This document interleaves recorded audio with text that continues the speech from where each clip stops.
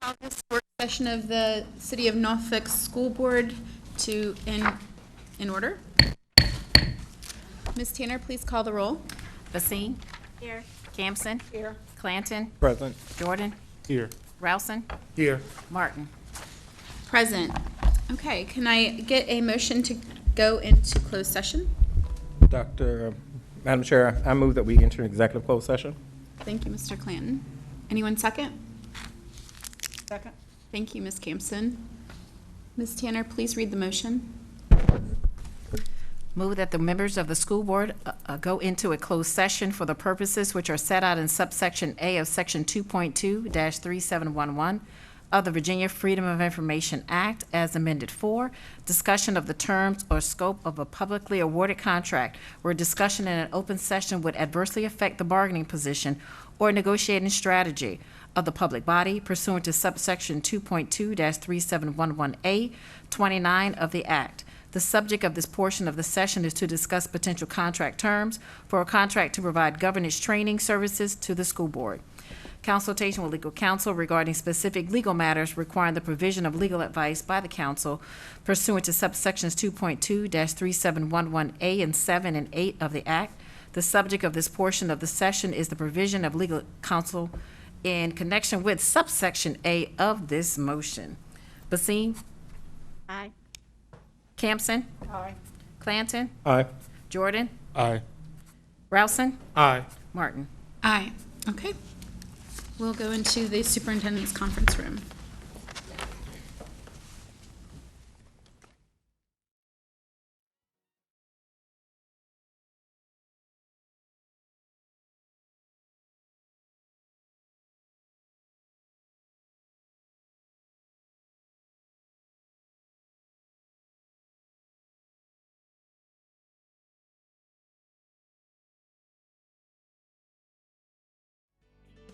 Can I get a motion to come out of executive session? Madam Chair, I move that we certify the executive closed session. Thank you, Mr. Clanton. Can I get a second? Second. Thank you, Ms. Campson. Ms. Tanner, please read the resolution. A resolution certifying the executive meeting of the school board of the City of Norfolk in accordance with the provisions of the Virginia Freedom of Information Act. Whereas the school board of the City of Norfolk has convened a closed meeting on this date pursuant to an affirmative recorded vote and in accordance with the provisions of the Virginia Freedom of Information Act, and whereas Section 2.2-3712 of the Code of Virginia requires a certification by the school board of the City of Norfolk that such closed meeting was conducted in conformity with Virginia law. Now therefore it be resolved that the school board of the City of Norfolk hereby certifies that, to the best of each member's knowledge, only public business matters lawfully exempted from an open meeting requirements by Virginia law were discussed in the executive meeting to which this certification resolution applies, and only such public business matters as were identified in the motion convening the executive meeting were heard, discussed, or considered by the school board of the City of Norfolk. Basine? Aye. Campson? Aye. Clanton? Aye. Jordan? I abstain. I didn't participate in the closed session. Is there anything else that needs to be added? I'm sorry, I couldn't hear that. I abstain. I did not participate in the closed session. Well, let me say something for the record then. Technically, under the FOIA Act, you cannot abstain. You're required, if you can't vote or certify the session, to say before you cast any vote. Why? Which I understand in this instance is simply because you, Mr. Jordan, chose not to participate. So you can't certify the session because you have no idea what went on. With that in mind, I think it's fine for you to vote abstain, and legally that's essentially the same as voting no. I can't certify. Okay. So is what I said okay, or do I need to say something different? I'm sorry? Is what I said okay, or do I need to say something different? No, I'm saying that for our purposes, it's fine for you Okay. to say I abstain Okay. under these circumstances with my addition to the minutes. I accept your addition to the minutes. Thank you. Thank you. Dr. Rousen? Aye. Martin? Aye. Okay, thank you, everyone. And so we'll move on with our work session portion. First up, we have Ms. Goshen on our career and technical education plan proposal. Good evening. Thank you. Good afternoon, school board members. Good afternoon, Dr. Birdsong, School Board Chair Martin, and Vice Chair Mr. Clanton. Thank you so much for the opportunity to present our annual plan for Perkins for 2022-23 school year. Each year we have an opportunity to talk about the great things that are being accomplished by our students, our staff, our schools, and our programs throughout the year. As we transition to the next slide, my presentation will focus solely on the Perkins 5 Act, which is part of the Strengthening Career and Technical Education Act for the 21st century. Particularly, this act is proposed for ensuring that our students have a well-balanced educational experience, taking a look at ensuring that they're college, career, civic, and life ready to move forward and accomplish so many things in their post-secondary endeavors. As we transition to the next slide, we take a look at what makes up a high-quality career and technical education program that is supported by Perkins 5. When you look at our programs across our K-8, our 6-8, and our high school programs, you look at a wealth of opportunities for students. This includes work-based learning for career development, career and technical student organizations, professional developments for our CTE teachers and related staff, industry credentialing for students and staff, business and educators partnerships that are growing by leaps and bounds, equipment, resources, and technology to ensure that our students are working with hands-on labs that are meaningful, but also keeping pace as best possible with industry, sequence and articulated agreements with higher education, standards that are integrated within the curriculum, and academic planning. And again, this goes K-8, 6-8, and 9 through 12. As we transition to the next slide, you will see a plethora of offerings in terms of advanced clusters and pathways that provides our students with options and opportunities. Before you, you have the 16 clusters that are offered by us, and within each cluster, there are a myriad of pathways for students to take classes. For example, if I'm a student and I wanted to go in information technology, I am not forced to go into one area. I have choices. So you could have 3 students in information technology, and they're all moving in different directions. For example, one student may want to go into computer information systems, while the other one may have an interest in cybersecurity, another one may be more of networking. So it's one cluster, but there are multiple pathways. Same thing goes for health and medical science. I may be more of therapeutic and diagnostics, while someone else may want more of health informatics. They would like to do the administrative side, the information side. The other one may want to do more of the patient care. So then there's different pathways, and the same goes for each one that you see before you. When you take a look at our next slide as we transition, it gives you the career and technical student organizations that support that. So when you think of CTSOs, as they are affectionately known, you're looking more for the leadership and the competition for our students. Each one is aligned with the pathway. So if you see HOSA, that's more of health and medical sciences. FCCLA, family and consumer sciences. Skills, you have your trades and industrial. TSA, that's more of your technology, engineering. FBLA, your future entrepreneurs. And I'm very proud to say that we have all of these are up and running at all of our schools, and our students are really hitting it out the park. We are ranking first, second, and third place across many of these CTSOs. So we have DECA students who are in marketing who will be traveling to Atlanta soon to represent us in the national and international competition. Our FBLA students were well placed. They'll be moving on to Reston, Virginia. Our FCCLA, Family and Consumer Science, will be traveling to California. I believe it's San Diego. Our health, medical, and science students just won several different places, and they will be traveling to Nashville, Tennessee, all competing nationally in representing us. So it's really more about just going to a club. It's co-curricular and extracurricular that brings forth a well-balanced program and student. As we transition to the next slide, it gives you an opportunity to see not only are they learning and competing, They're achieving with credentials and industry, with industry standards. So if you see the credentials ahead of you, and of course I won't read them all, it gives you an idea that the students are mastering competencies and content that are core academic as well as technical skills, and then they're able to take the credentials that are meaningful as they move forward for college and career. Some students will go on and take a certified medical assisting. Some who are going on to the military will do ASVAB. You take a look at nursing, they take the national nursing exam, cybersecurity. You take all of the exams that allow you to go into mid-level, not just entry level, but mid-level opportunities. Here is just a sampling of all the ones that are used by our students. But as you transition to the next slide, we have an opportunity to see how we're doing. And when you look at this screen, we have to keep in mind pre-pandemic, post-pandemic. When you see 2017, 18, and 18, 19, our tested completers, and a completer is a student who graduated from high school after completing 2 or more years of a concentration. That could be any concentration. And so they performed very well 2017, 18, 18, 19, and then the next 2 years, of course, the pandemic had an impact on what we were able to accomplish. Less students were able to test because of remote testing. Less students were able to participate, but we still were able to get sound instruction, and several students still were able to earn credentials and move on to be very successful.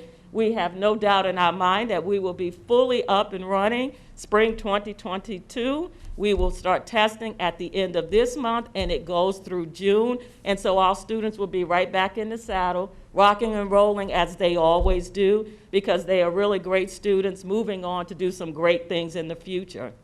As we shift to the next slide, it talks about the work-based learning opportunities. Every opportunity that's presented before you is available to our students. We take a look at going from service learning and going all around the wheel up and through youth registered apprenticeship. These are opportunities that our students are able to connect with real world experiences. Whether you have clinicals for medical assisting, or you're doing internships for things at the technical center, mentorship, or service learning. A lot of our schools prior to the pandemic and moving back now started to open up school-based enterprises where students were running their own businesses. A lot of our students are very much interested in entrepreneurship, so this is an exciting time for them. Another layer of accomplishment in this area is the kickoff of our Norfolk Public Schools Works program, where we're doing an internal grow your own future workforce, where our students who are going through all these programs of study will now be able to work within Norfolk Public Schools and the city of Norfolk. One example would be early childhood education students. As they're going through their programs, now they're applying to become paraprofessionals in the pre-K classrooms, and they can do that partial of the school year during the summer and while they're in college. And when they complete their educational program and become certified, we are opening the doors for them to come back and work with Norfolk Public Schools.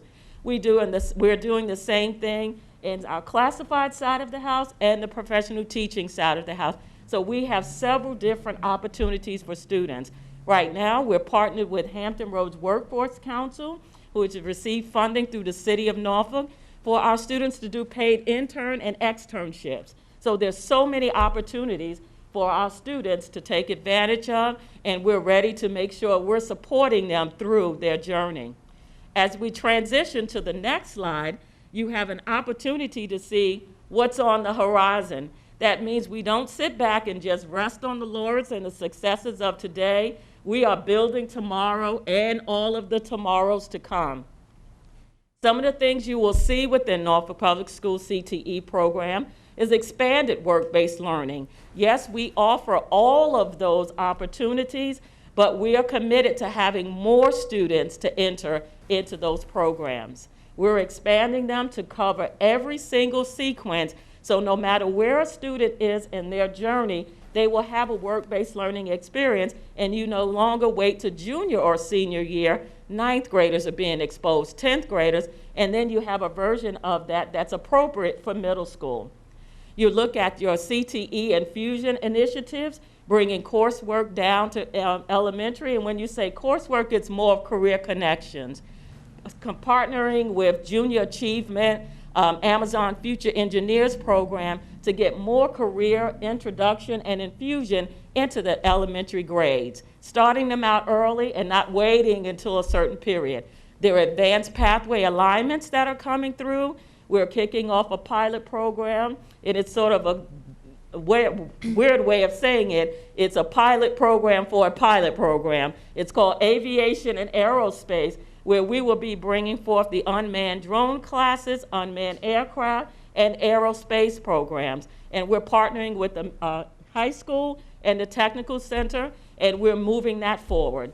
We also have a full active Governor's Health Sciences Academy who are working on the proposal to bring that forth. We just started with one of our schools, the principals leading it, the IB career program. We're doing the application process for that. So that will expand the offerings at different areas. Cte Dual Enrollment, we have started with dual enrollment in all of our Cte components, and we're working to have 100% of the NTC courses to be dual enrolled by the 2024 and beyond school year. But we're not waiting to 2024. We have a wealth of classes that will begin in the fall. You have the Renewable Energy Program, as well as Innovative Learning Spaces, which means we're doing walkthroughs with businesses to turn around and turn over our learning spaces so they're modeled more after the workforce, so students can transition right from the classroom to the workforce or higher education with little or no disruption. So there's so many things that are on the horizon, and the next slide as we transition gives you an idea of some of the fiscal resources that we'll have to do this. Before you, you have the Perkins Plan for 2022-23. However, the note shows you that it is based on this year's budget. There has not been a federal release or state release of the allocation for any school division, so it's based on this year. When you take a look at the largest component, of course, that is your capital outlay, equipment and technology, because it costs a lot to get those lifts, those freezers, those robots and things of that nature. So you see the largest component of the pie is there. Then the next component would be contracted and other services. That gives you an opportunity for professional development, your credentialing. None of our students pay for their credentialing. Funding comes through here, the credentialing of the teachers, the online classes, licenses, things of that nature for virtual learning.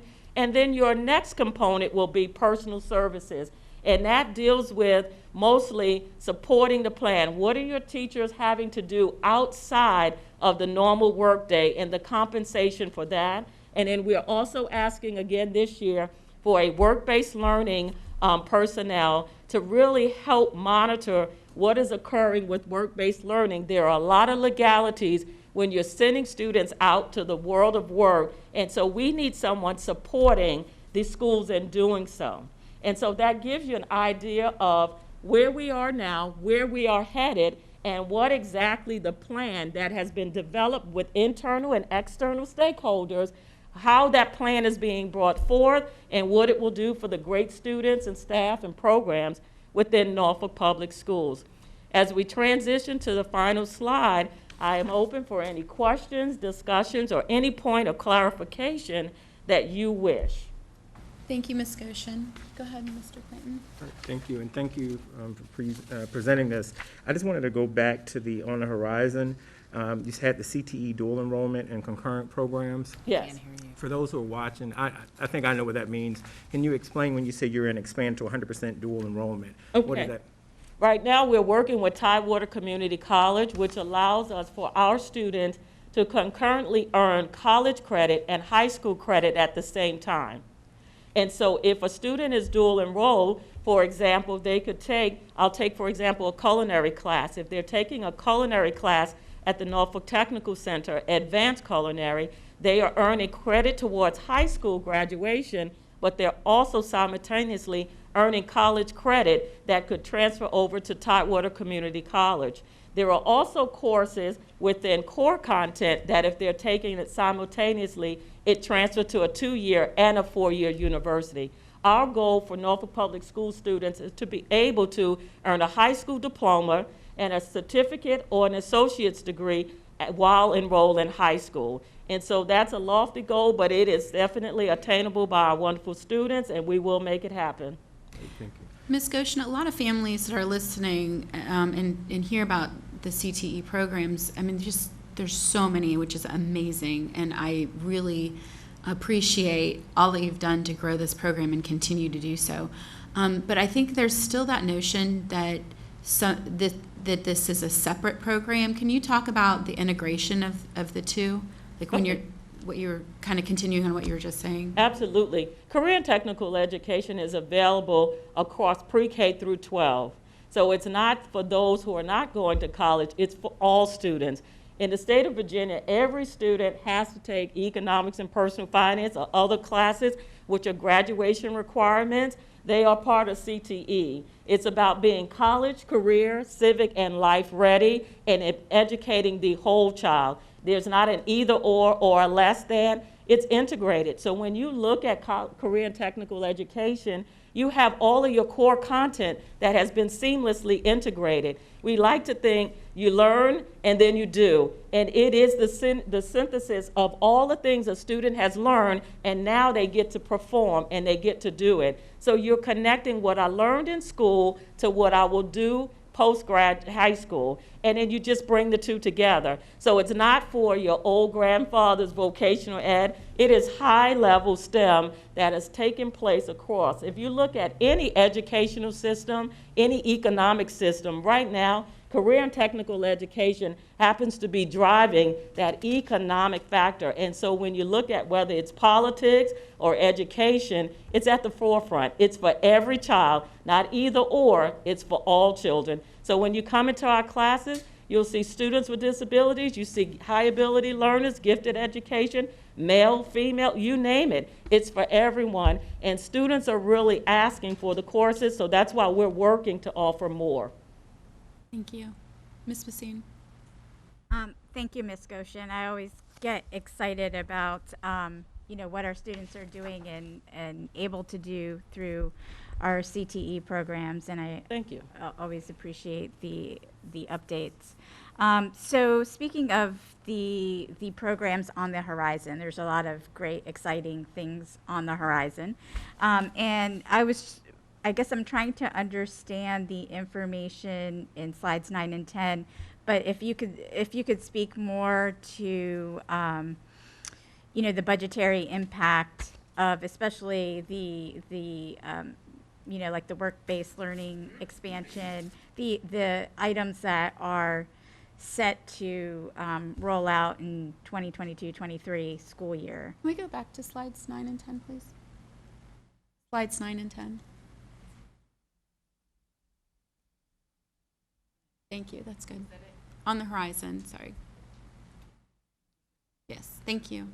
This one?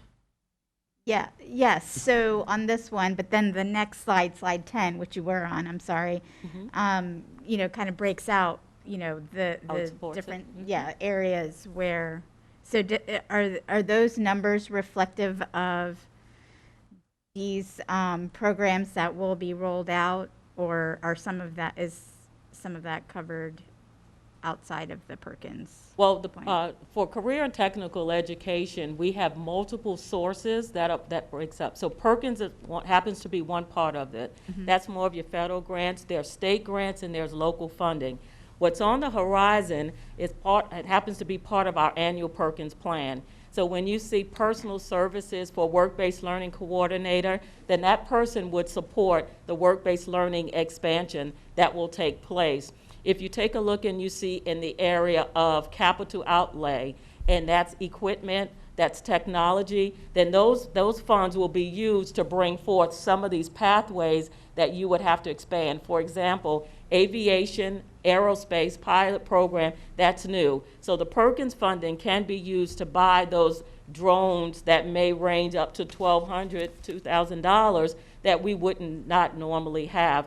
Also, it would also support the technology, but it also supports the professional development. One key thing is you can place a lot of things on a list, but your teachers have to be ready to carry out this. They need to know that if you buy a new piece of technology, you don't just sit it there and say, go for it. The training has to come with it. And that's where Perkins allows us to pay for professional development for teachers. It also, when you want your teachers endorsed, also with everything on the horizon, we will bring forth credentialing for each of the students. Then there's your contracted services, because you can utilize those fundings to pay for the credentialing for the students or the testing materials and the preparation that's needed for them. So what we do is we build a plan, not in isolation, but making sure it accomplishes all that we need. So when we start out in probably September, building along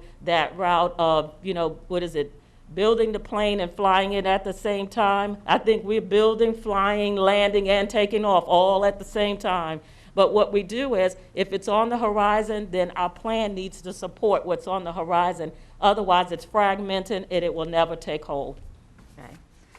So those programs are fully supported to begin as it's slated on that side. Is that yes, what I'm work-based hearing? learning Yep. is ready for fall. Okay. The elementary infusion, the advanced pathway alignment, and the aerospace pilot. Those are the 4 that will start in the fall. And then the next ones, they take precedence. And so the ones that are later, all of the committees are already in place and they have already started moving. Okay, great. So they each of those programs have their own committees to help build and support. Yes, that. we Okay. have the Ctac Committee, which is our overarching advisory, and then they are broken into subcommittees. Okay. And so the reason why we do that, everything requires a different specialty. So for example, those who are affiliated with health and medical sciences, they're in governor's health sciences. Someone who may be more of aerospace and logistics, then they'll be on the aviation aerospace program. But then they all come back together to make the decisions and recommendations that are put in this plan. Okay, thank you. I have one more question. So in the plan itself, you talked, the plan describes, our advisory committee. Yes, And there's a section in there that talks about the self-assessment. yes. So tying it back to, I guess what this board had hoped to get back from our advisory committees, I think it would be great to see some of the findings of that self-assessment, and to have that mechanism in place where we're seeing that. I mean, I know we have the general, description in the plan, but, to actually, have some more data as it pertains to what the committee is looking at and finding, so that when we, just like we do with all of our advisory committees, or what we aspire to with all of our committees, is to get like that feedback from the committee and then have that be part of our process and planning and all of that for the upcoming year. I think that would be great. Absolutely. I It would think be it's great. very important Yeah. for you to have all information needed to make the great decisions that are before you. Right. And the committee was very excited. They thought they were coming today, but I thought, no, let's wait until we're invited another time. Yeah. However, they're ready to bring forth all the work that they've done. They're very proud of what has been accomplished. And so we'd be more than happy to share. And I believe that comes out, they're all finishing up a lot of different things at the end of this month. So by all means, we're willing to share whatever it is. The work that they've done will be available. Great, thank you. You're welcome. Thank you for the question. Mr. Jordan? Thank you. Appreciate the presentation as always. First, want to say I had the opportunity to participate again in the mock interviews this year, and it's always impressive to hear the students share what they've learned, and gave rave reviews to Dr. Bell and all of their instructors. So that was a good thing to hear. Just a couple of questions, or maybe 3. I was pleased to hear about the progress that's being made with the IB Cte initiative. Is that something that has to be at an existing IB school, or can any high school be able to avail themselves of that program? It begins with a school that's already been accepted as an IB World program. Okay, thank you. And there was a hospitality grant from a couple of years back that I think was hospitality, Well, culinary. National Restaurant Yeah, Association. and I know some things were associated with some physical activities that were supposed to take place. Whatever happened with that? Are we benefiting from that? Did that go away? Nope. What's the status of that? Absolutely. You're talking about the National Restaurant Association for ProStart. All of our programs are still ProStart. We had to take a break when we transitioned to remote learning. They come down quarterly and meet with us. In February, they did what's known as a ProStart Invitational, where our students had an opportunity to design a future business of choice restaurant concept. They uploaded it to TikTok, and you had to share what your concept would be, and they selected the winners for our students. We had some chefs to come over, interview our students. The winners were 4 students from Maury High School, if my memory is correct. Each won $250. The next person won $150, then on down the road. So they are still working with us, but just as with everyone, with the pandemic, they were closed. However, we never allow pandemic or anything else to stop what we need to do with children. And so even though our students were home, they still had culinary classes, they cooked from home, they had demonstrations. Everything that would have been done in the classroom was done there. We did more TikToks than you could ever think of, but the students still were able to learn, and they were the individuals who helped us to get dual enrollment. So our students in ProStart now go into Tidewater Community College in advanced standing because of the programs that they have completed. So thank you for that question, but yes, we're still moving along with it. And they still are providing the funding, so we were happy to hear Great, that. it's great to hear. My last question, in the plan itself, where it asks about standards and measures, there's a section described how the school division will use state system of performance standards and measures, blah, blah, blah. Is there anywhere where we are monitoring specific targets and goals for our students? I know in this description, it's a lot of verbiage or explanation about how we'll analyze data or review assessments, but I didn't see anything that actually said these are, this is where we are today, this is where we hope to be, and being able to monitor that. Is there, maybe it's not in the Perkins plan, but is there somewhere where those indicators are established that we could be monitoring as a board? Absolutely. Each year, every school division gets an annual report card, and I think we shared before. And the annual report card allows us to see how we've done the year prior. Of course, we had an anomaly over the past 2 years, and so what we take a look at each and every year is the equity, the success of our students, access, and things of that nature. Every teacher and our students participate in pre-testing and post-testing. So they pre-test at the beginning of the year or pre-assess to see where our students are. Then we know how we should create lessons by resources and things of that nature. We drill down and we look at that data, we move to benchmarks, and then the end of the year data. And when you take a look at it, it's just like with the SOLs. You have to look at how students are falling in terms of mastery of content, mastery of competencies, and performance. And when we take a look at that information, we break it down and disaggregate it for subgroups. And so the long answer to your question is there are data analysis sessions, there are action planning that goes along with it. You can do it for the division, then it's done by school, by program, and then we have to start drilling down by student. And so when you see a section in here that says special populations, we look at the data according to all of those special populations to ensure that all of the students are not only receiving the services and support, but they're mastering and achieving what is set forth by the state and federal government. Thank you. Yep. Any other questions? No, the only thing I just want to add is that I have really enjoyed seeing on our social media our students who have been competing and just kind of letting the world know about what they're doing. And so I see everybody else is in here. I know TSA is at the end of the month. I'll be there Yes, to coordinate and look forward to having some students from Norfolk win there as well. Thank you for your support. Yes.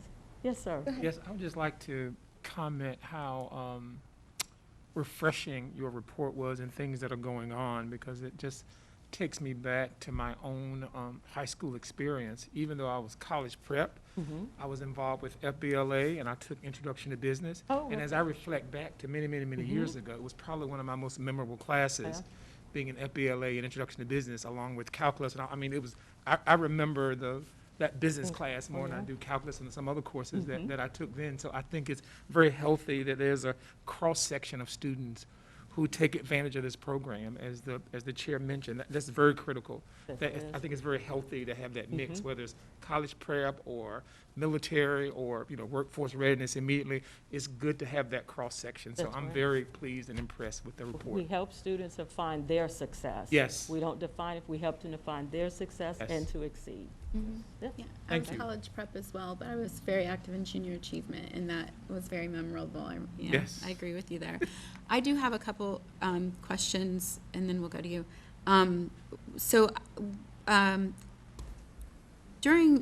There's a summer youth employment program. I was Yes. wondering if there's any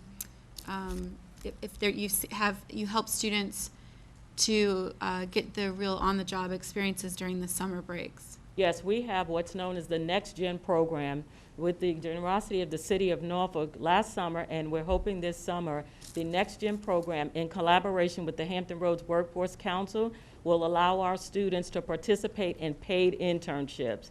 Last year, we were able to have students who made $10 an hour, and now they're moving up, so they're much higher this year.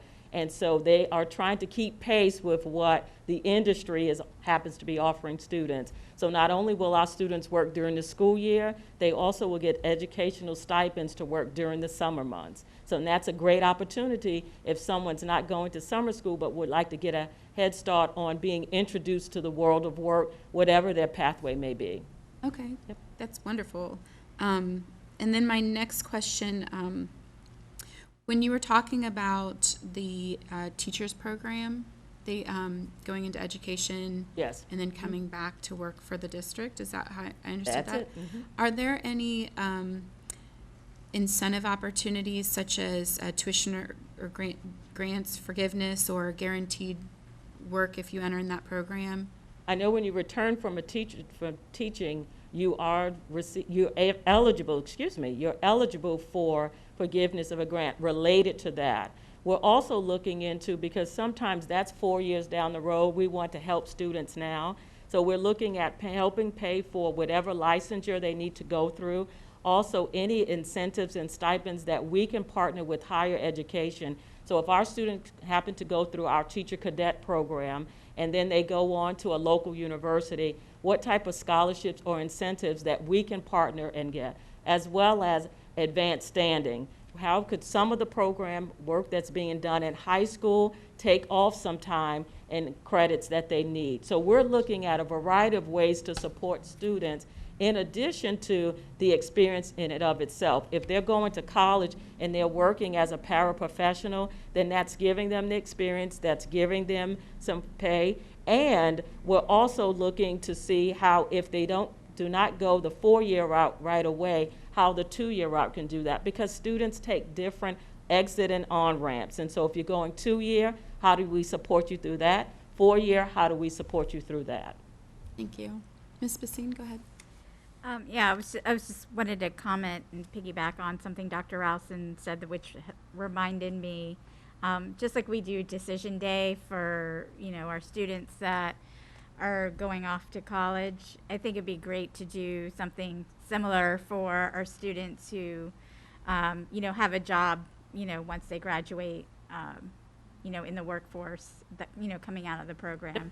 That is And already you may in the already making. do that, and I. It's in the planning phase, where we would like to call it hiring or signing day. Yes. And so working with businesses so that when our students go into an apprenticeship, a trade program, or they're hired in the world of work, just as we do with our athletes, we do with our students, because again, success looks differently for different students. And so that hiring signing day allows us to come in and give them their, not scholarship, but their contract offer, and they get to sign it, and we make a big hoopla. We began that pre-pandemic with our apprenticeship, and it will be expanded to various different places, and Dr. Pohl brought that up, and he is very excited to help us get that done. I hope we're invited. Absolutely, we're going to work and get all it, because we celebrate all children. Right. Yes. Regardless of what your post-secondary transition may be, we celebrate everyone. Right. Well, great. Thank you. Ms. Campson, did you have anything? Oh, very interesting, though. Well, thank you. Okay, anyone else? All right. Well, Thanks, thank Ms. you for this Goshen. I appreciate opportunity, it. and thank you for the ongoing support. It is truly appreciated. Thank you. All right. Up next, we have our special education annual plan proposal for school year 23 with Dr. Walter.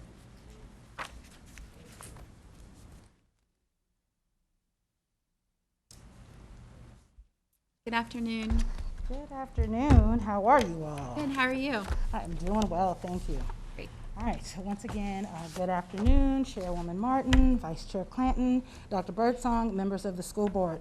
I am pleased to present to you this evening the fiscal year 23 Special Education Annual Flow-Through Grant Application. This application, and I know we're waiting for it to come up, but put the microphone a little bit.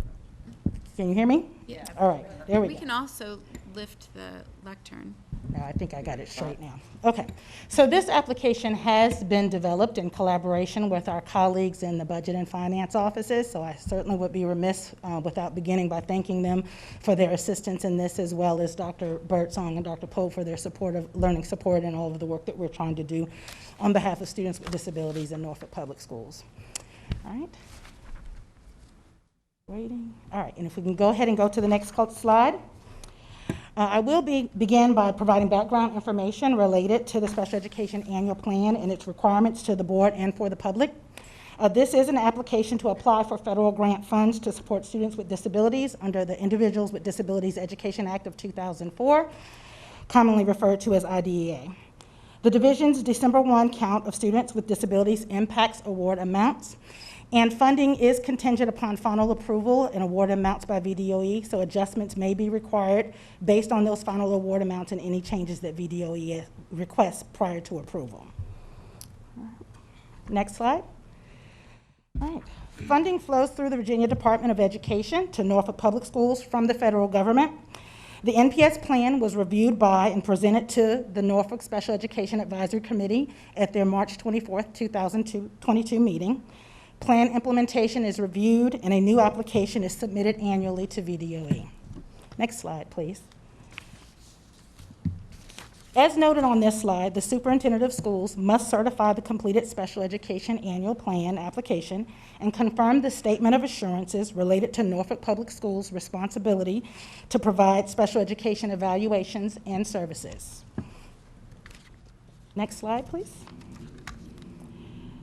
Additional components of the application included on this slide are confirmation of any jail education programs within the city of Norfolk.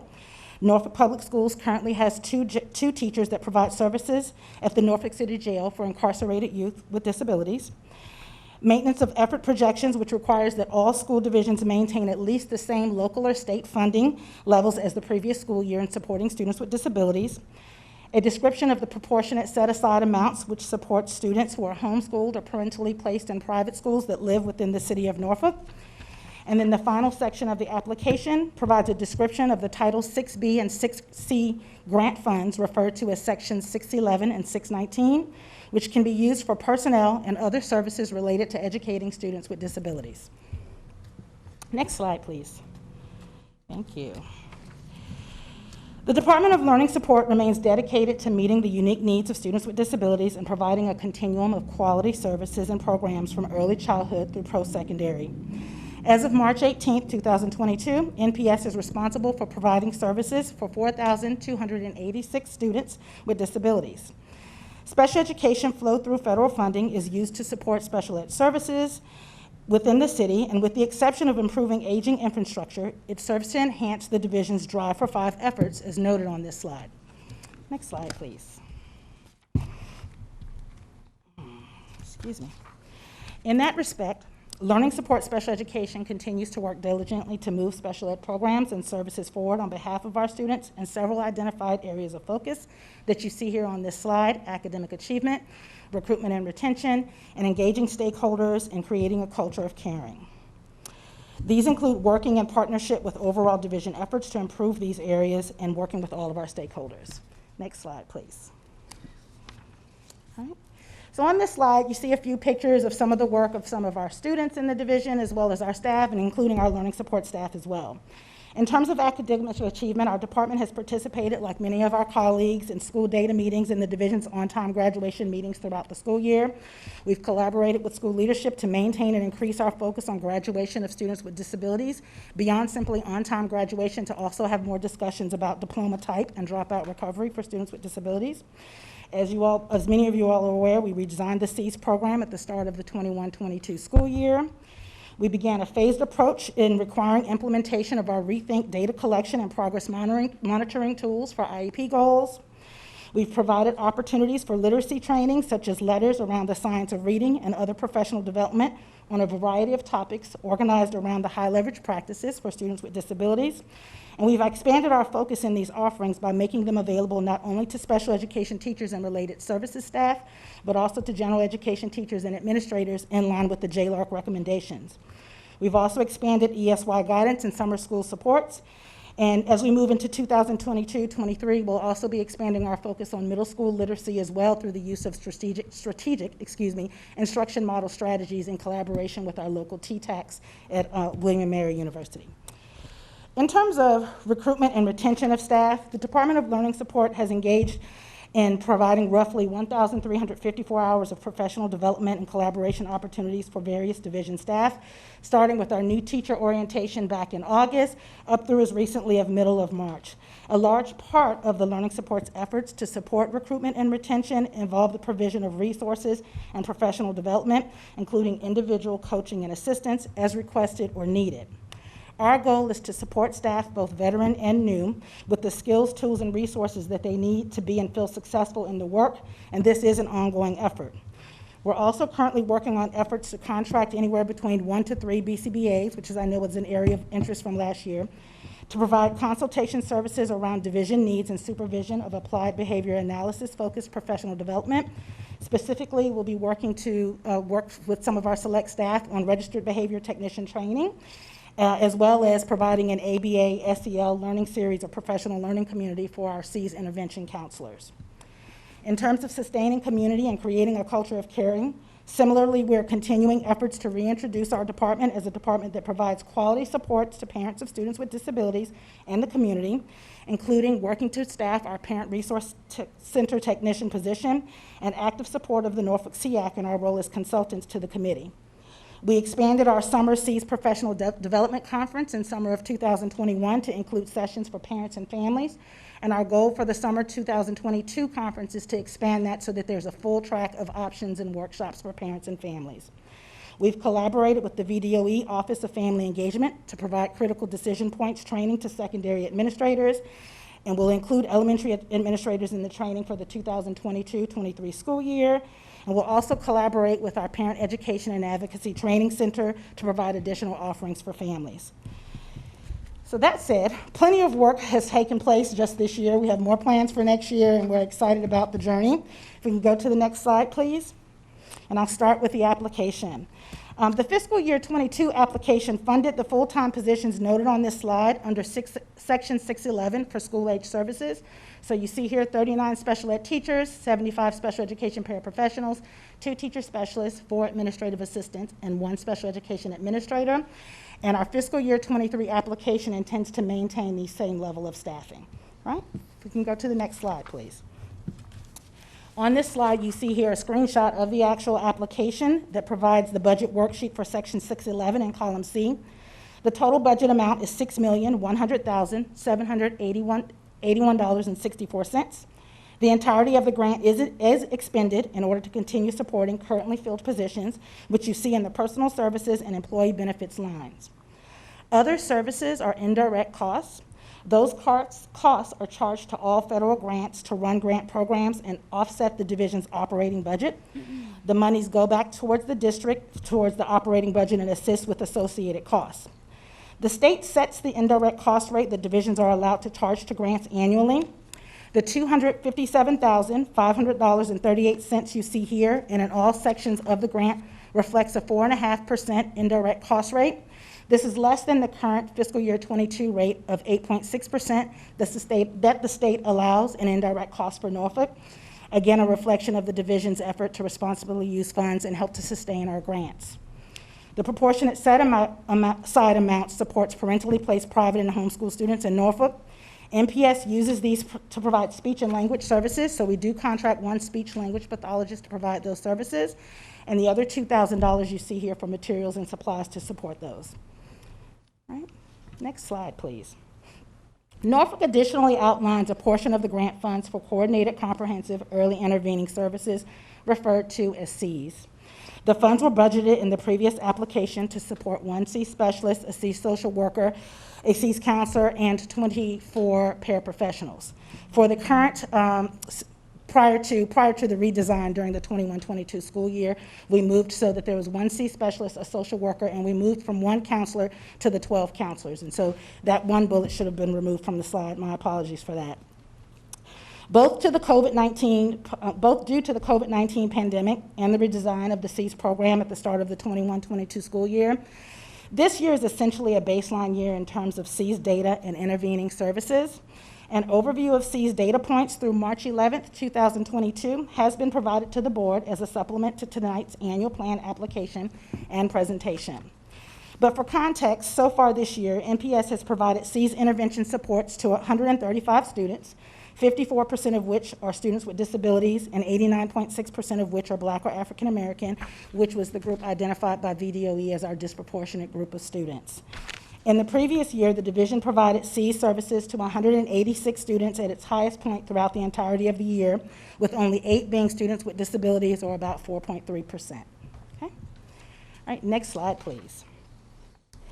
So here, this slide calls your attention to a screenshot of the C's portion of the Section 611 budget in column D. The total C's budget is $1,140,977.55. Again, you see the majority is used to pay for personnel and benefits. The indirect costs projected for this portion of the grant are $49,507.60. The $14,523.28 in purchased services includes $4,000 for professional development registrations and opportunities for C staff, and the remaining is for contract services, which can pay for tutoring, presenters, and other services for students and families. Next slide, please. So the final portion of the grant application includes Section 619 for preschool services. During fiscal year 22, these grant funds provided for 2 full-time early childhood special education teachers and 1 early childhood special education paraprofessional at Easton. The fiscal year 23 application again maintains these positions. These positions are part of our early childhood special education or preschool special education programs. Not all ECSE staff are funded through 619, the same as all of our school-age special education programs are not funded through the 611 grant. Next slide, please. And then here, this slide again provides a screenshot of the budget worksheet for the final portion of the grant. The total budget for Section 619 is $259,266. This includes $145,924 for personnel, $73,635.35 for employee benefits, $5,730 for purchased services, which includes technology, software, and subscriptions for early childhood special education programs and classes based on the request to support their needs. And there's also $23,058.82 for materials and supplies, including both general and instructional supplies. And the indirect cost amount for this portion of the grant is $10,917.83. So that said, that concludes the application for fiscal year 23 under the Special Education Annual Flow-Through Grant. The annual plan is required for submission to VDOE with board approval and the superintendent certification no later than May 13th, 2022. I apologize, if you can go to the next slide. We will be recommending that the school board vote to approve the Norfolk Public Schools fiscal year 23 annual special education application at your next board meeting following your review. And at this time, I am happy to take any questions to assist you in that effort. Go ahead, Ms. Campson. Just a couple quick questions. Sure. It looked like each budget is flow-through funds. I apologize. It's me. It's hard Yes. for me to talk past it. Oh, it's fine. It's even more me because it's my mic. were all of the different funds are all flow-through? Yes, ma'am, they're all Right. different portions of the So grant. that's the Fed's contribution Yes. to, what does the state do for our special education students? Well, the funds come from the federal government and flow through to VDOE. But don't- they come from federal government and flow through the state government to the Yes. districts. So is the state of Virginia doing anything else beyond the money that the feds give them to send to us? No, ma'am. No. I mean, if there are funds that I don't know necessarily come directly through our operating budget, the two budgets that I work through primarily are the operating budget and the flow-through grant application. That's not to say that some of the local funds obviously don't come through to our operating to support students with disabilities. Well, We do. We do have state funding. there are the state is doing something for our special needs students, okay. And one more quick, what percentage of the total budget for special education program in Norfolk Public Schools comes through the flow-through? Well, I don't know that I have a percentage right offhand. I can certainly take a look at it. Mr. Jenkins is raising his hand. He says it's a very small percentage. So this is a small percentage of the money that comes, so and you did say there was some state money, because I was thinking how much it's Norfolk Public Schools, an inner city school system, expected to be able to provide when we need so many extra things for our special needs students. Yes. It doesn't seem like the state is doing much. I guess I'd like to hear what it is exactly that they're doing. But anyway, I was just kind of interested in seeing where this money comes from. It appears that, and within this budget, it appears that it's going to adults, professionals working with different aspects to, like, right in the teaching section, and they had para money in here too, but then I see a lot of it is giving us counselors and social workers and interventionists, all of that. It is largely staffing, a lot of special education teachers and paraprofessionals. You do see some counselors and a social worker there through the C's portion, the C's mandated set-aside portion of the grant. In terms of the grant itself, like I said, it does flow through VDOE, but it is federal money. That money goes to the state each year, and then the state then divvies up the entire federal pot to the different divisions based on our December 1 count and on need. While it is still a small portion of the funds that we use to support students with disabilities, taking into consideration things like our number of students and the fact that Norfolk is an urban or at-risk division, we do receive more money from this pot of As we should. as opposed to Right. some other surrounding divisions. Yeah, So- I was just interested in when I was looking at this before. I do look at it at a time, but I get a lot more information when I listen to y'all talk Sure. about it. I was just interested in what types of, in other words, and maybe I'm asking you things that you wouldn't be expected to know, but I just wonder what percentage of things like the special needs money that comes from the feds and that comes from the state compared to the money they give for other things. Sure. Since this is such a special population that needs a lot of help. And in closing, I'd just like to say that I was at Academy of Discovery, I can never remember these long names. Lakewood. Yeah, whatever they're called. ADL, thank you very much. And where they have 3 autistic classes, and I think they're very serious disabilities there. And the thing, and the principal was sharing with me some of the special things they have going on there. I mean, we walked into a timeout room that had all this things that you can touch. A sensory room, yes. Yeah, sensory, which we all know with our autistic Yes. children is very important. And, but there were, and how she was integrating them into, even though they're self-contained, integrating them into other activities with the children in the school. And I was impressed with it. And I'm sure it's an example of what's happening in all of our schools that have that special population. But I just wanted to give them kind of a shout out Sure. because they're Thank doing you. such a good job. And that's because, of course, of the department that's giving them the Thank support. you. Well, we have a great team, and our teacher specialist that supports the autism program, Shook, is fantastic, as is our senior coordinator. Well, in the school, I was so- quite impressed when I saw. Thank you. Because I know as a principal of having an autistic class in our school at one time, And it is very challenging, and you need to know what you're doing to give the children what they need. Sure, And so sure. they were doing a good job And there. Ms. Watson collaborates and communicates with us frequently, so she's always on top of it, trying to take care of her students, as are our principals with other program classrooms throughout the division. So, thank you. Thank you very No much. problem. Ms. Basine and then Mr. Jordan. So thank you for the presentation, and I appreciate Ms. Campson's question, because I wanted to piggyback on that regarding, you know, the percentage of funding, how this fits into the big picture, especially when we know the significant needs of our students with disabilities, especially now, you know, which we know has probably just deepened the performance of our students. So with that in mind, you know, a couple things, a comment. You know, I appreciate also the C's data that you provided as a supplement to the plan.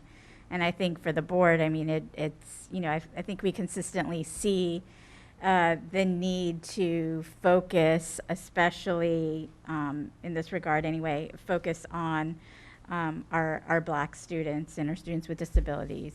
So I just want to point that out, that I hope that we can give intentional focus there.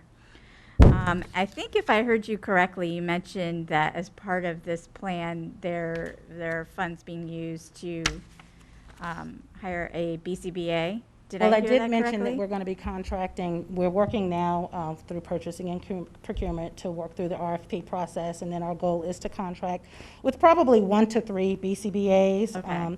to provide consultation services and supervision services to our department in terms of doing registered behavior technician training for some of our special education staff, as well as an ABA, SEL-focused professional learning community for our C staff as well. And so that I described as a part of our overall efforts in terms of our focus areas that our department is working on, not necessarily that the funding is coming through this Okay, that's what particular I was grant. going to ask Yes. for. Okay.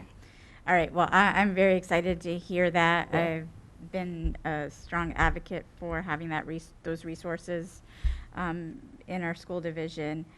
So, and along those lines, are we also considering having a board-certified inclusion specialist as well? You know, because I know that's an area. Sure. That- So, you know, for the most part, our students that are served through Cs are inclusion students as well, you know what I mean? So they will benefit obviously from the increased expertise that the Cs counselors receive as a part of that professional development. Right now, like I said, we're still in the planning stages of how we'll utilize those BCBAs and making the offering for registered behavior technicians available. You know, for those that have some familiarity with applied behavior analysis, of course, it's not exclusive to students with autism, but there is a lot of evidence around it being a high level of support for that particular population. It may be that we start with a cohort of teachers that support that population, whether they be inclusion or in a district-wide program, and then work from there to build capacity to more areas. Okay. All right, great. And, you know, related to the special education audit that was done last year, you know, can you speak to how this plan addresses some of the recommendations that were brought forward in Sure. that audit? So, you know, again, we have definitely worked through, and I'll kind of pull out, you know, I know that our Special Ed Advisory Committee also, you know, had some recommendations and feedback around that. This particular grant may not necessarily support the work in response to that, because again, it is heavily personnel focused. It pays for a lot of personnel, but that's not to say that our operating budget and the work of the department as well. One of those areas is the redesign of the Cs and the disproportionality for African American students with disabilities and suspension rates. So that's one way that we've responded to that and are funding it through the grant. In terms of, you know, in terms of other areas, you know, we talked about continuing to make gains and strengthening standardized practices in professional development. And so we've done, like I said, a number of sessions around that this year in terms of just broadening the options that we have for staff, also broadening the audience in terms of when we go back to inclusion, not focusing on training just our special education teachers and pairs and related service providers, but also our general ed teachers in particular, because a lot of our students with disabilities still spend the majority of their day receiving instruction and support from our general ed counterparts, also working to provide training and opportunities for administrators in terms of some of the compliance issues or matters that, or recommendations that the audit spoke to, as well as JLARC in conjunction with that. Another one being graduation rate, so I kind of spoke to, working collaboratively with school leadership to make sure that as a part of the school's regular data talks and monthly dialogue that we are having conversation, not just around on-time graduation for students with disabilities, but also really focusing on diploma type, trying to, as much as possible, ensure that our students with disabilities graduate with a standard or advanced diploma wherever possible. Another piece of that work in terms of the audit too and graduation rates and types has been, I mentioned a critical decision points training that we offered for secondary administrators and that we plan to roll out for elementary this fall. It was our goal to do it with the elementary administrators as well this year, but that was an in-person training. And then when we had it scheduled, COVID kind of spiked again and we had to postpone that.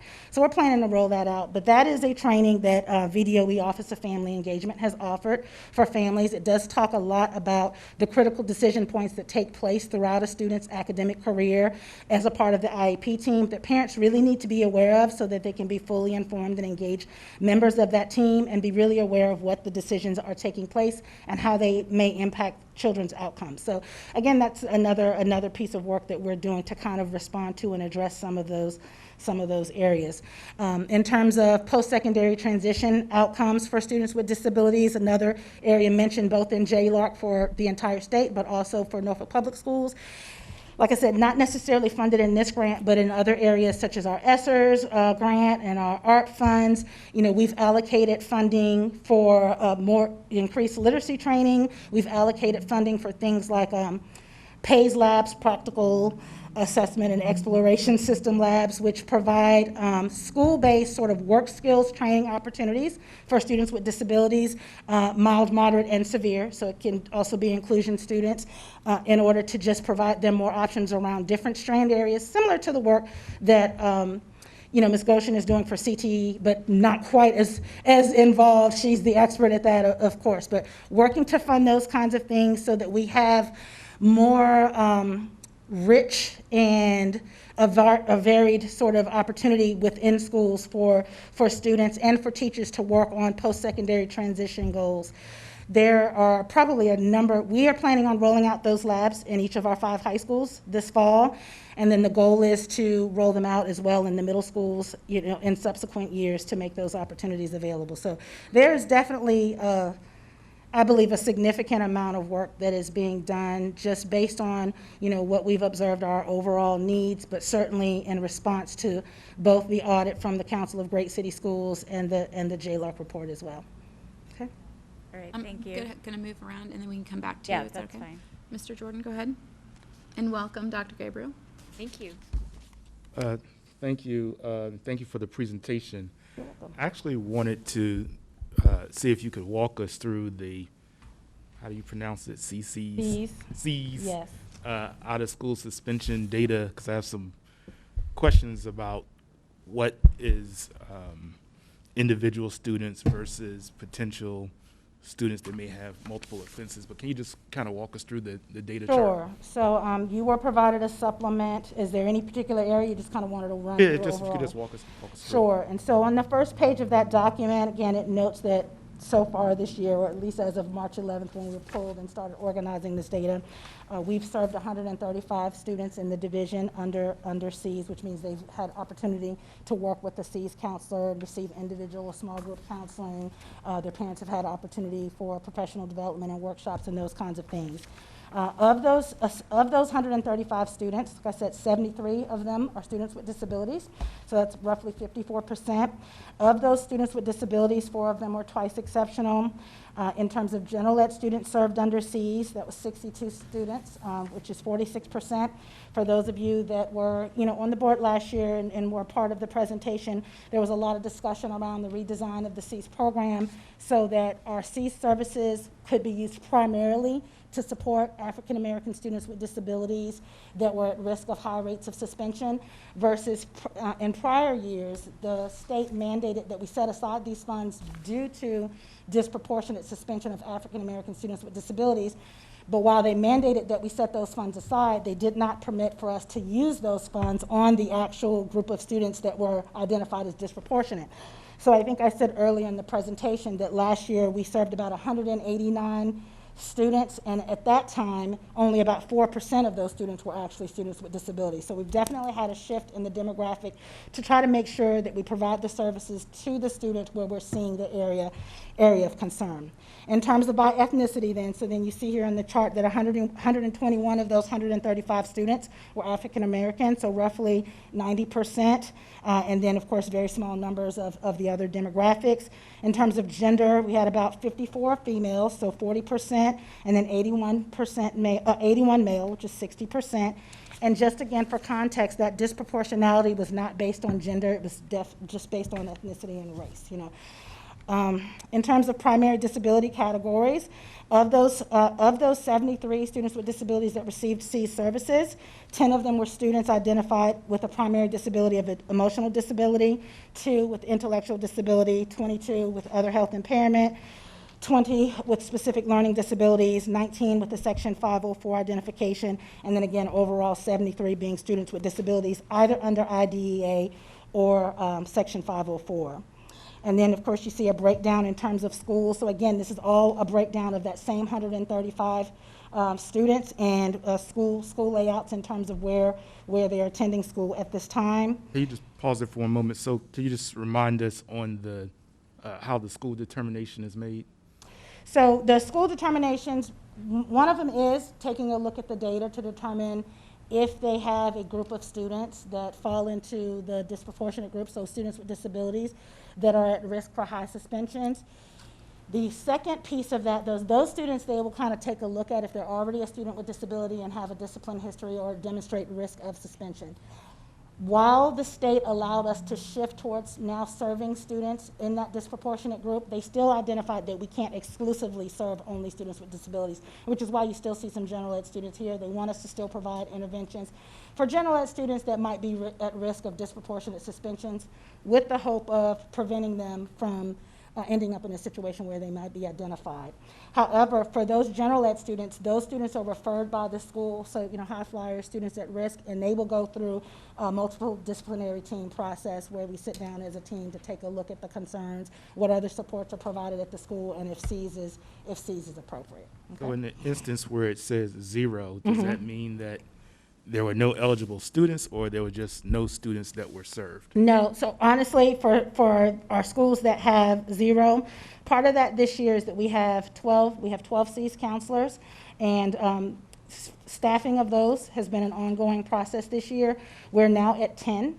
So each school has had C support, if that means they had to double up with another counselor. Our goal in the end is to make sure that each school has a dedicated counselor just for that school. So those schools that have 0, they may have students that have worked with the C's counselor from another school, but they did not provide a specific referral.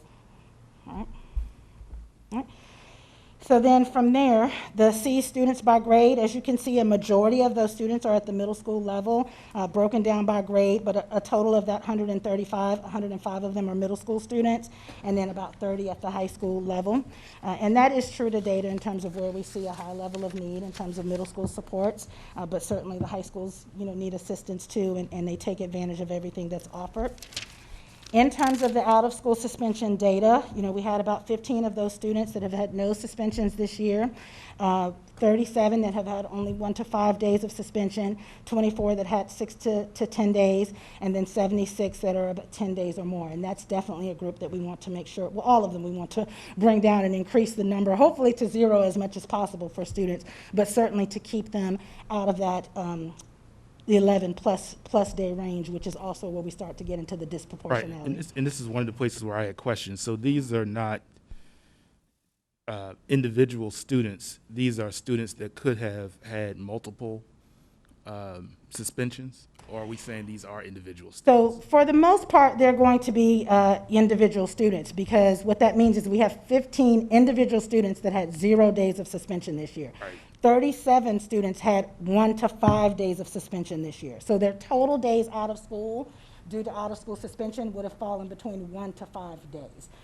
That may mean that they may have received 1 5-day suspension. It may mean that they have received 3 one-day suspensions, but that number of 37 is individual students out of that 135. Okay, the numbers, I guess I was trying to figure out, do the numbers total up to the 120? Yes, Okay, of the ones that were suspended, yes. all right. All right, and so same thing in terms of out-of-school suspensions, it's then broken down for you by school. So so you see here like Azalea Gardens, for example, the school had 14 students that were served under Cs, and then there's a breakdown of how many of those 14 fell within those day ranges, 0 days, 1 to 5 days, 6 to 10 days, and 11 plus days. All right. I guess maybe my second to the last question on this chart. So if part of your assessment is in the note you indicate that this will serve as the baseline data moving forward. Sure. Is there a reason why you aren't considering the year prior to the pandemic as a way of trying to compare whatever was going on with the old model with what you're doing with the new model versus Sure. starting the baseline with the new Sure, model? absolutely. One of the primary reasons being is you've heard me state that we're not even talking about the same group of students anymore. You know what I mean? And so I could certainly take a look back at the 18-19 data in terms of the students that were served in Cs and what their discipline data looks like. However, again, in 18-19, we were serving primarily general education students that were at high risk of suspension in terms of receiving C services. Now we're serving an entirely different group of students, so we want to try to set the baseline based on what they're doing. Again, keeping in mind that from year to year, students moving in and out, a student that may not return, the overall C's population of students receiving services won't necessarily stay exactly stagnant from year to year. So for instance, these 12th graders, I'm hoping that they're going to have some graduation celebrations this year, just as an easy example.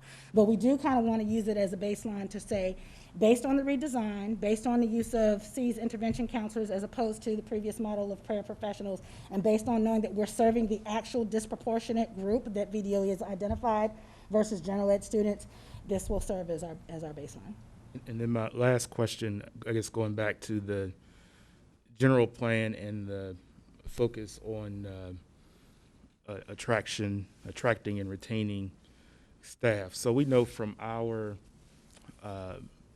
vacancy reports that we receive that some schools have, at least on the SPED inclusion side, we have, at least as of February, we had a high school that had 8 vacancies on SPED inclusion, another high school with 2 vacancies, middle school with 4.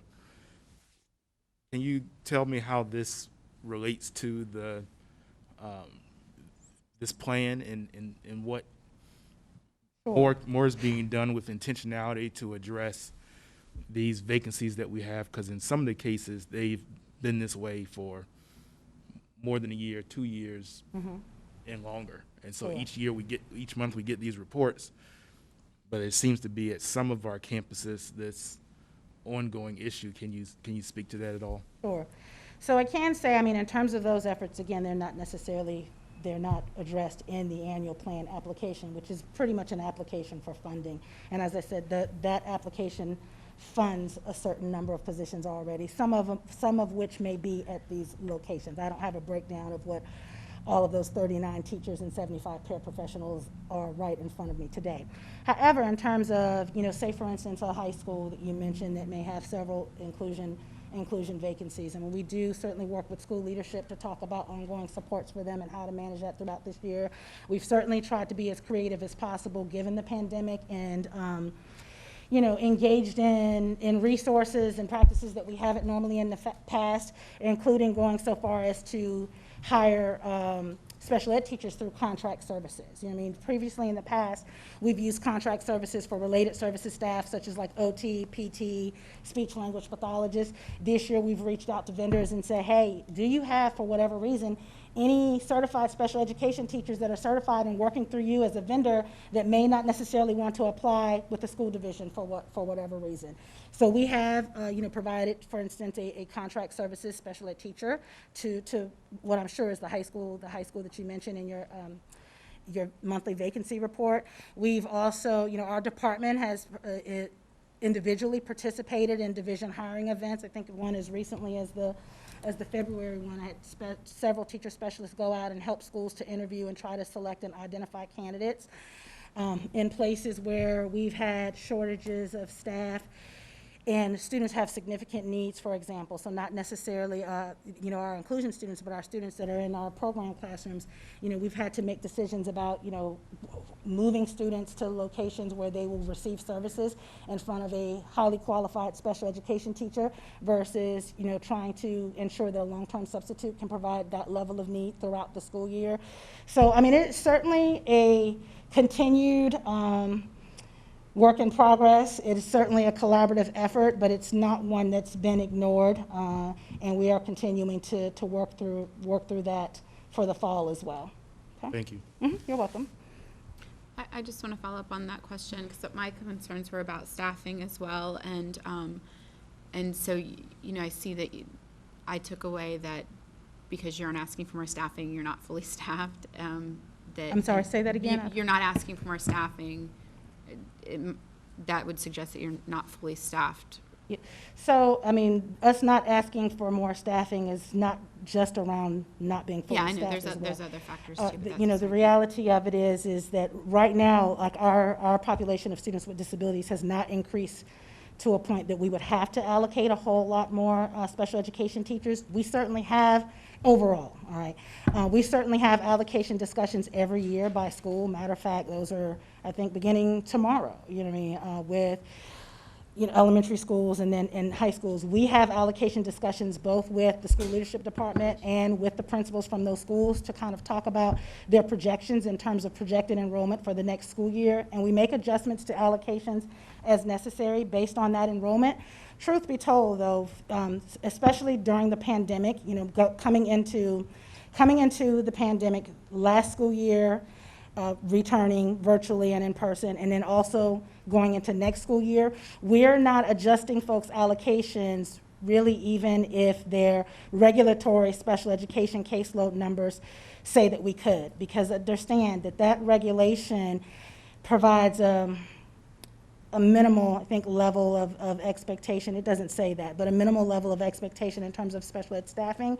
Norfolk has traditionally staffed for special education positions in a way that we've also tried to be mindful of logistics, grade level coverage, number of students, amount of time that goes into the case management responsibilities and those kinds of things. So we're trying as much as possible to maintain as high a level of staffing to provide special education services in buildings as possible, knowing that the students have a significant level of need, especially coming out of the pandemic, but having to be mindful of the fact that we can provide those allocations all we want to. We have to also be able to staff them, and so that's the piece that we're continuing to work on. So I guess the question I'm trying to get to is what could the board do to help you with your staffing?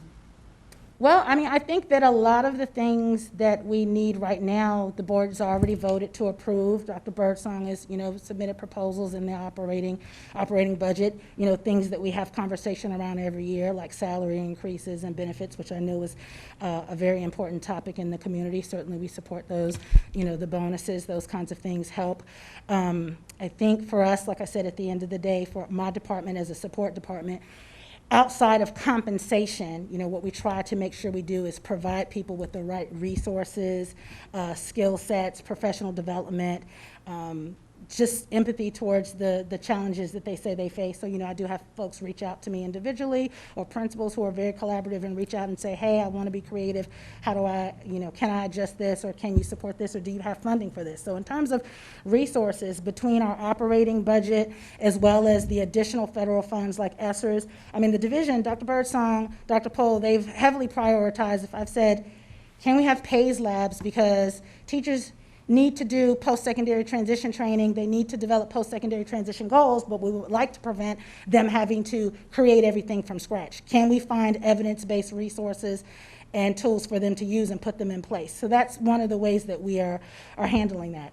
Outside of paying people more, I'm not quite sure. I don't have any other requests right at this time. I think it's just a matter of having an opportunity to implement some of the things that we've already proposed and are working to continue to roll out over the next year and beyond, and just continuing to be receptive to concerns that are brought, both to my department individually in terms of the morale and needs of special education teachers, and of course when they come and share with you those needs as well. So I think just being collaborative is helpful.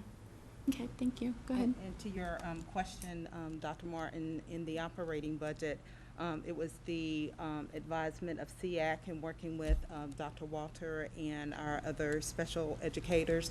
They requested 2 additional positions, 2 teacher specialists that the board did approve to allocate for next school year. One was a data specialist, Yes, and the and other was a compliance. compliance specialist. So Yes. those 2 positions will certainly help to support programming. Okay, thank you. And the goal with those 2 is, one, to have folks in place with some expertise, but also, the time in terms of job responsibility to help schools focus on data around around academic and behavioral outcomes for students with disabilities. So going back to things like graduation that I mentioned, diploma type, post-secondary transition, outcomes for students, where they end up when they leave us. Are they working? Are they enrolled in some sort of training or higher education? Those kind of things. So I can honestly say that in terms of my requests, I tend to operate from a philosophy of, I'm going to ask, and the worst that can happen is someone will say no. And thankfully, Dr. Birdsong understands the need for our students with disabilities in the division, and she's not yet said no. So if you want to knock on wood and just cross your fingers that she keeps doing that, I think we'll be in a good space over the next couple of years. Thank you. Ms. Basine, can you round us out?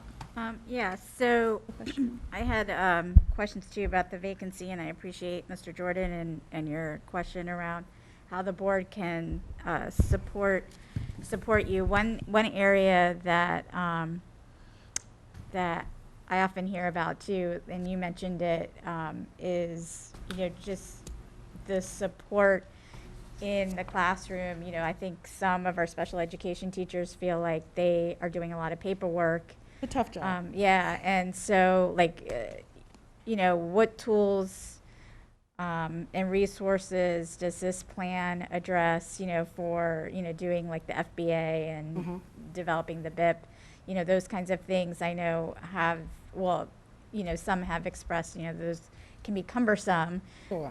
And will one of these teacher specialist positions help alleviate some of that? So, those are always going to be school-level responsibilities of the IEP team.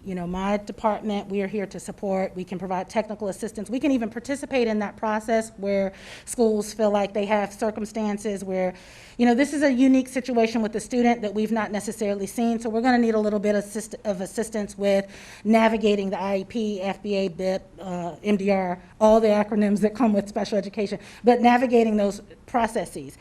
But we do have to be careful that my department doesn't stand in place of the IEP team. The regulation is very clear about that. Yes, like we don't get to, and I often get sometimes parents that will contact me, about placements or say, I want my child to have this, and I have to help them navigate that with the school, make sure the right folks are at the table to help the school in having those conversations so that as a team they can make decisions that everybody is comfortable are in the best interest of students based on their needs. However, we do have to be careful that we don't stand in to replace the IEP team decisions. And I do try to tell folks, even as the Senior Director for Learning Support, I don't get to say that your child's least restrictive environment or placement is X, Y, or Z. That has to be an IEP team decision. In terms of, those 2 positions, but also my team as a whole, yes, we're cognizant of the fact that it's a tough job. It always has been, and like everything in education, it's probably gotten more and more challenging, over the years. The balance with special education is that I try to, like I said, be empathetic, listen to people's needs, address the things that we can address as much as possible, controlling how we manage time for them, or support them in time management in terms of dialogue with our school leadership colleagues, in terms of resources, and in terms of developing their skills.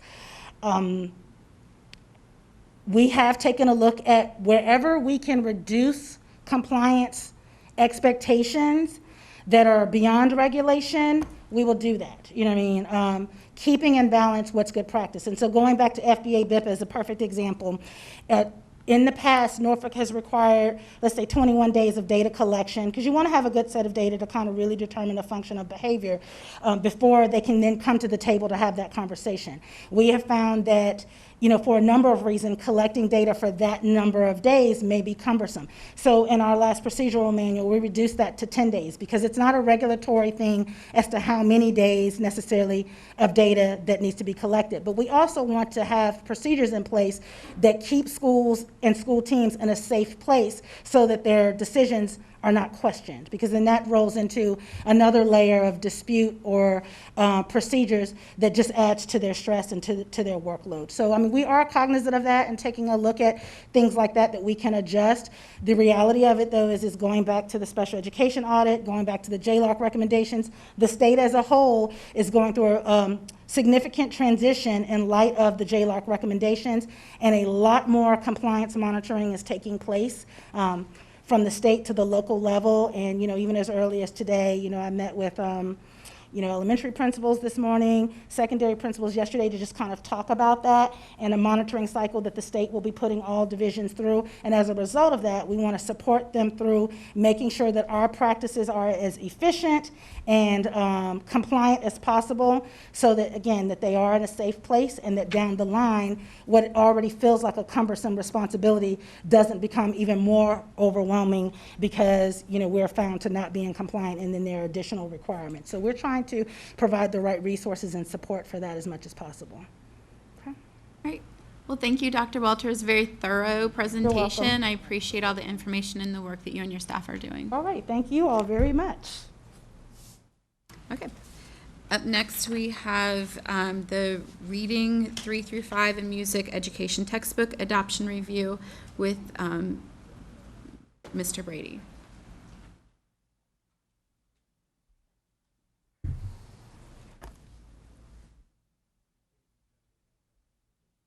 How are you doing? Good, how are you? Good. Good. For the presentation.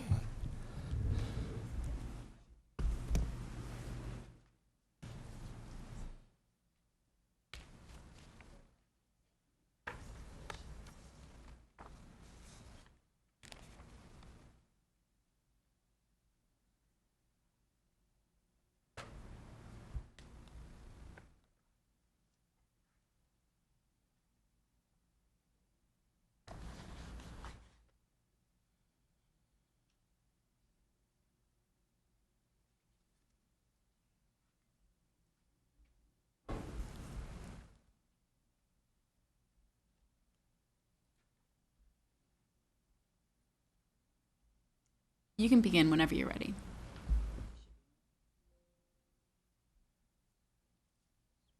All right, I think we're ready. All right, good afternoon, Madam Chairperson, Dr. Martin, Dr. Birdsong, members of the board. I'm joined today on my left by Gwen Collins, Senior Coordinator of Elementary English Language Arts, and Zach Rooksby, Senior Coordinator of Music and Theater. Today we'll be making textbook recommendations for grades 3 to 5 English Language Arts textbooks and secondary music textbooks for your consideration for adoption. The recommended textbooks are aligned to the 2018 reading and writing standards as well as the fine arts standards. The Virginia Board of Education has the authority under the state constitution to approve textbooks for use in the state's public schools. Those books on the VDOE approved list undergo evaluation and vetting by statewide committees, with public feedback provided by the citizens from across the Commonwealth before receiving final approval by the State Board of Education. However, the VDOE does not review and approve all textbooks needed by the public schools, and in such cases, the local school board has the authority to adopt textbooks for use in each school division. Policy IIAA identifies the process for adopting textbooks that are on the state-approved list as well as the procedure for local approval of textbooks not covered by the VDOE approval process. This afternoon, we will be recommending for adoption textbooks for English language arts and music. While the English language arts textbooks are on the state-approved list, the VDOE does not approve textbooks for use in music courses. Today, we are recommending textbooks for grades 3 to 5 English language arts and textbooks for both middle school and high school music courses such as orchestra, chorus, and band, along with music electives. Elementary ELA teachers, along with secondary music teachers, served on committees to evaluate textbooks being considered for use in NPS. Committee members had the opportunity to evaluate the textbooks and to request additional information from the publishers about the features of each textbook. Invitations on the school division's social media platforms informed citizens of the opportunity to access textbooks and to provide feedback electronically using QR codes. Books were also displayed at multiple libraries around the city. Both ELA and music books were displayed at the Slover Library, the Jordan Newby and Pretlow Anchor branches, with additional ELA displays at the Lafayette and Tucker branches. Today, we are recommending benchmark advanced consumable textbooks for elementary English language arts, with additional digital access for use in elementary grades 3 to 5. The textbooks being recommended to you today contain many features that support strong English language arts instruction in our classrooms. The textbooks integrate content, provide formative assessments, support vocabulary development, and support the needs of students with disabilities, English learners, and provides for SEL and diversity in text choices. Today, we are recommending the music textbooks listed on this slide for use in middle school courses in band, orchestra, and chorus. We are recommending these listed textbooks for use in high school band, orchestra, chorus, and percussion courses. And finally, we are recommending the listed textbooks here for use in a variety of elective courses taught in the high schools. The music textbooks being recommended to you today contain many features that support strong music instruction for our students. The textbooks provide relevant and authentic visuals, support skill building, offer formative assessments, provide a variety of music styles to study, build vocabulary, and support the integration of technology. For specific highlights of each music textbook, you can refer to the adoption packet provided to you. And all of the books recommended for ELA and music have been provided to Ms. Tanner for your review.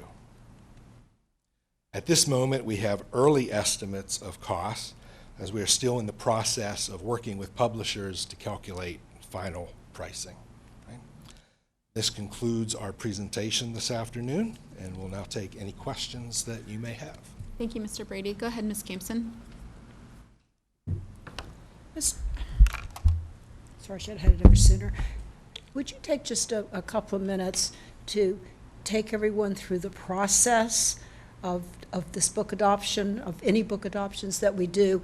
That is a long existing process where we go out of our way to make sure that copies of all the textbooks before they become approved have had that parents and other interested people have had many, many opportunities to see those books. I know as a principal, they came into our school every time there was an adoption, into our media center, to make sure that our parents could come in at any time and go through them step by step for as long as they wanted. Could you kind of give everyone kind of an overview, especially maybe our parents that are looking for at home and they did not realize they had that accessibility to the book adoption? Sure.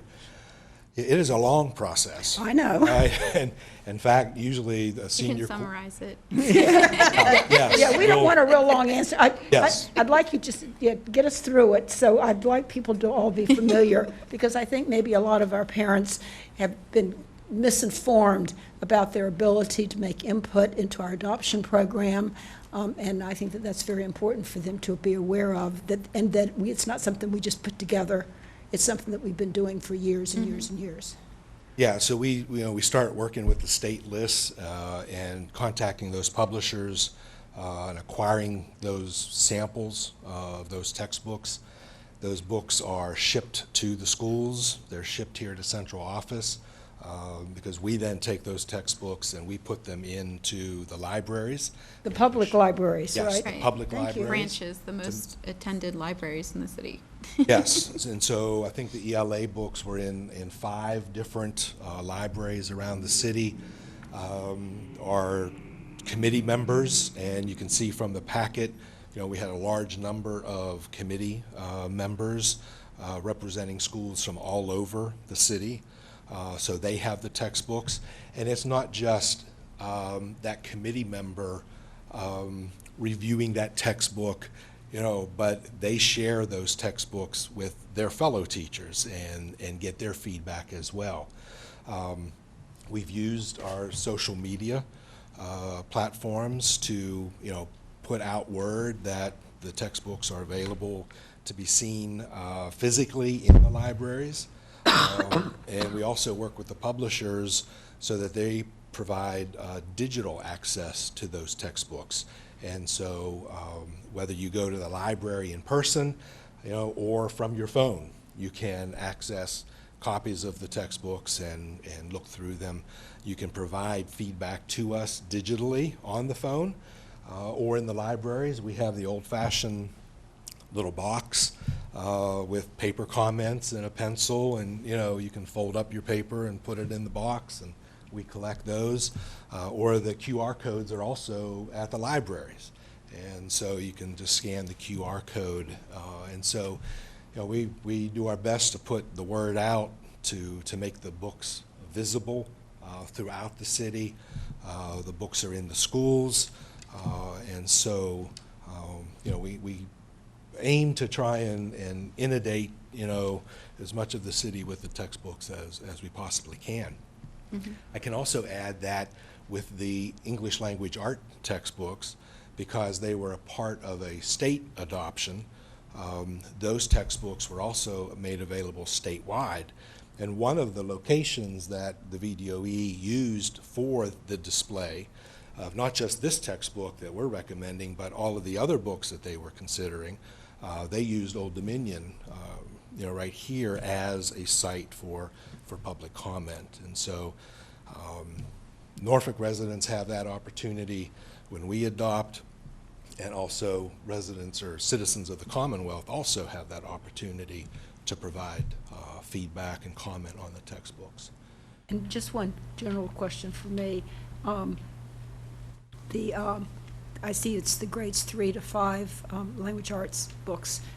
This includes the reading books? Pardon me? Does this include the reading books? Yes, these are the reading books. The reading books, Yes. that's what I thought. Yes. So it's a collection of. So is the one that you're recommending the same line as the K to 3 set that comes in, grades 1 through whatever, 1, 2, 3, so that there's a continuity there? Is it done that way? I could go to my local library and have checked this out for myself already because it's so readily available, but since I didn't. Yes. In the past, the textbook has usually been a series that went K-5. Right, yes. We're doing something different now. I believe in a previous business meeting, as a part of Dr. Birdsong's superintendent's report, you saw a segment done by Channel 47 on our new first grade integrated curriculum. And you heard from the teachers that are using that. There's a lot of excitement about that amongst the teachers and the students. And so what we did was, when we built that curriculum and we aligned and integrated those subjects, we selected books, both digital and hard copies, readers, and we made a very literacy-rich environment in that first grade curriculum.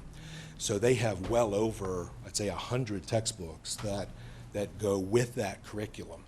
And so they're reading about social studies topics, science topics, as they move through that course. So there's a lot of literacy infused into that. So they didn't need a textbook with stories because they have, like I said, well over 100, probably close to 200 books available. So basically, they're reading the trade books instead of only reading Basil stories. Yes. Oh, that's Yes. very exciting. Yes. Very exciting. And so for next year, we're going to expand that integrated curriculum to kindergarten to catch them when they first come in, and we're expanding it to second grade since our first graders have learned that way this year. And so we will be infusing kindergarten and second grade with those books. Yeah, so basically, you have packs of trade books that the children go to instead of always reading little stories and Basils. Yes. Oh, Yes. okay. Yes. Very good. Plus the classroom libraries we've added to all of our classrooms, again, providing a lot of literacy, and it's very literacy rich. Okay, thank you very much for those Yeah, clarifications. Anyone else? Go ahead.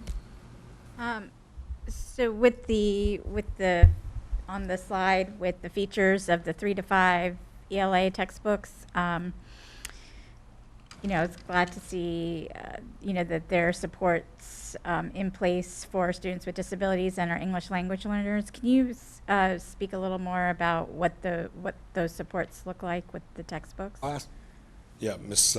Collins to come up so she can support that a little bit more. Afternoon. Good afternoon.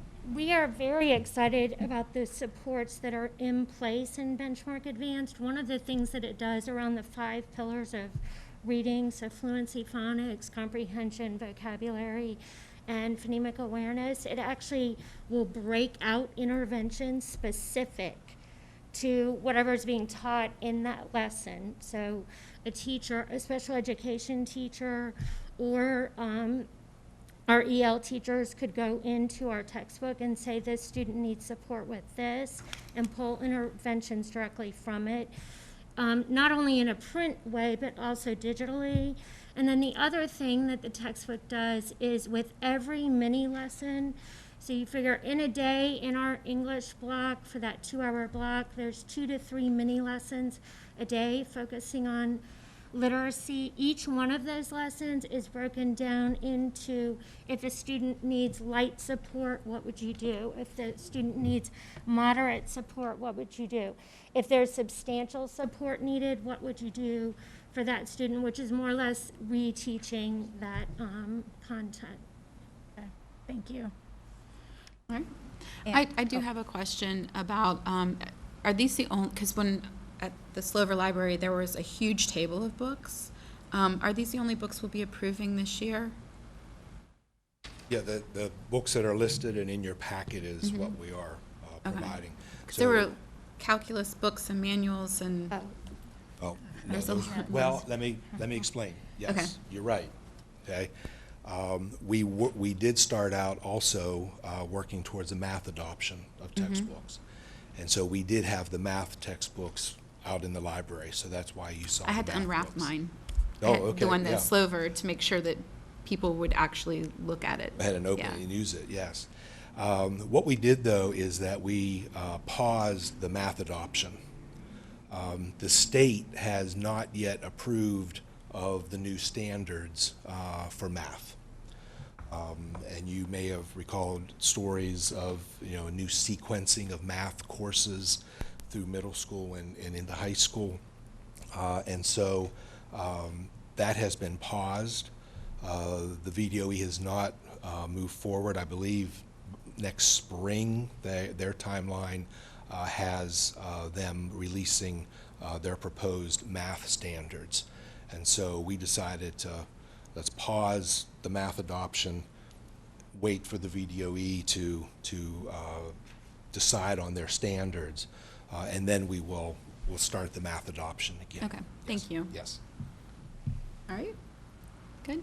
You have one more? I was just going to ask, so how many people did we get feedback, and is there anything? Unfortunately, we received no feedback Okay. on the textbook. There wasn't a lot of activity in our libraries. They are just opening up, so they had grab and go services. So most people didn't expect to go in and actually see this sitting there. That's why I was trying to uncover it and make sure that it was more presentable, so people would know that they can go up and actually peruse our books. So I'm not surprised, unfortunately. I was just curious. It's just a matter of. It's always been limited, yeah. Has been. Great. Thank you very much. Thank you. Okay, we have our NPS volunteer program update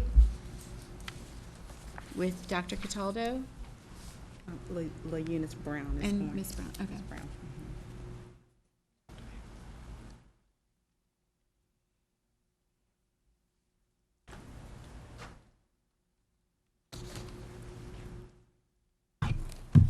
Good afternoon.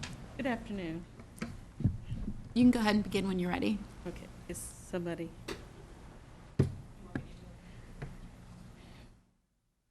Good afternoon, Chairwoman Dr. Martin, board members, Superintendent Dr. Birdsong, and other staff here today.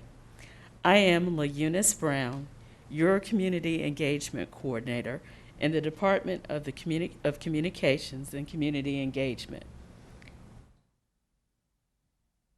We are excited to welcome back volunteers to Norfolk Public Schools.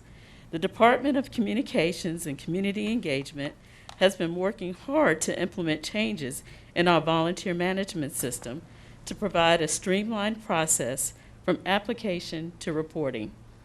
We have updated and expanded the volunteer website to include partnership and volunteer registration information.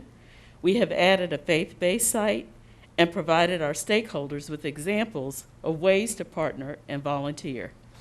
Soon, you will also see frequently asked questions section that will provide answers to assist our community stakeholders with the volunteer sign-up process. Aegis VIB was the old system NPS used to manage volunteers. This system provided us with one type of background check. Even though we could possibly identify the school site, there was no identification of the type of activity the volunteer was doing for us or their location. However, we were provided with information on the volunteer acceptance and renewal date. NPS has launched a new Raptor visitor management system for schools to use for checking in volunteers and parents. The new Raptor volunteer management system is housed within the new system. Raptor has different levels of background checks that are assigned to each volunteer activity. It allows us the ability to customize our own NPS application, create and manage system-wide activities, and schools have the ability to create events and manage their volunteers. Each volunteer will be able to create a portal that can be used for them to manage and track their hours, communicate with the school liaisons, and choose citywide activities they wish to participate. NPS will have the ability to track volunteer hours by individual or community group. This will allow for robust reporting and recognition of how our volunteers and community partners support the education of our students. The Department of Communications and Community Engagement has organized a communications volunteer campaign rollout launched on March 28 after a presentation to principals along with an email with all volunteer re-entry rollout information. The campaign welcoming volunteers back includes a public service announcement, social media campaign along with Blackboard Connect messaging, which includes a phone call and email. Schools will receive a flyer to display in the front office and posters to hang in the building near their school entrances. The posters and flyers will have a QR code that when scanned will take them directly to the community engagement website. In addition, our family engagement specialists will participate in Raptor training sessions so they will be able to view, manage, and communicate with their volunteers. All engagement specialists in the schools have received information and resources they can use to train volunteers on guidelines and procedures to follow when volunteering in Norfolk Public Schools. Again, our community engagement webpage is a wealth of information on the entire volunteer process. Moving forward, we will continue to identify, train, and provide resources and support to the school-based volunteer and community liaisons. A corporate review panel will meet as needed to review volunteer applications that require further information. I will also continue to support our families and community with any volunteer registration concerns. Effective March 28th, all volunteers will need to visit the Community Engagement website to complete the NPS volunteer application. All current background checks will be uploaded into the Raptor system for them. All volunteers will need to participate in a school-based volunteer training session. Thank you. Go ahead, Ms. Campson, and then Dr. Gabriel and Mr. Jordan. First of all, I'm excited to see we have someone that is going to have their hands on this volunteer, that the volunteer help that our parents and community give to us, because it has such a big impact on the children. So welcome. Glad to see this get started. Just a couple of quick questions. So when you were talking about the contact that was being reached out to parents and the volunteers that were previously in the system, and it sounded like a phone call and an email, and were the phone calls coming like from the principals or, someone in the building that's personally worked with them, unless it was a big volunteer group, but like a community volunteer group that has a number of members that come in regularly into the schools? How did that work? Did they get something? Because it's been a long time. Mm-hmm. We don't want to lose any of these people that make such a big impact on our children. What special things this was a lot. I'm not trying to say that, but what was the more personal touches that you gave to make sure we would get some of the programs back in that were local to a particular school in its attendance zone? Mm-hmm. Actually, when we were in, I have spent the time to get out and connect with different organizations that were in the schools to express the fact that we wanted them back, and as soon as we could, we can get them back in. My goal is for any of those groups that need me to come out and work with them again on how to sign up with the management process, I will, and how to sign up. And with the calls with parents and that, I've literally been walking them through and explaining to them how they can go about signing up. So we're really trying to give a personal touch. Also in the future, you'll see that our volunteer contacts at the schools will be able to assist them as well. So with the volunteers coming in now, I heard you speaking to background checks, and I assume that those are things that are just automatically done. Mm-hmm. Are we doing fingerprinting still? No. Weren't we fingerprinting before? We were doing background checks Just for VIB. Oh, okay. Mm-hmm. So in other words, our volunteers don't have to go out and about on their own to get stuff. They can do it right through the school. Yeah, because I think that cost us some volunteers at one time. Actually, when they apply, like if they apply and they say they want to work in the office, the background check will be attached to that activity. So it will already happen. And then they'll get notification of. So in other words, you're making it simpler and easier for our volunteers to come into the school. And it's all streamlined. It sounds creates great. a portal so they can actually go in and see where they want to go, what they want to do. They'll be able to communicate with the school as far as what they want to sign up and participate. The school can also advertise events through there. So if they're volunteers that say, oh, I want to do that, they can sign up. So, and then if they want to serve on like big task force in the city, they can sign up too. So if there's a task force or a forum, I can go into the system and pull those names. So we can invite them to come out and participate. And you do the same when it's a group. Like in my neighborhood, there are a group of volunteers that go to one of the elementary schools close by. And so they work as a group. So they have a little name and everything. So they're contacted like as maybe the head person of their group, so that they know the whole group understands that they're all welcome back? Okay, yes, actually, they enter as a volunteer, but when you go in, they can attach themselves to the group.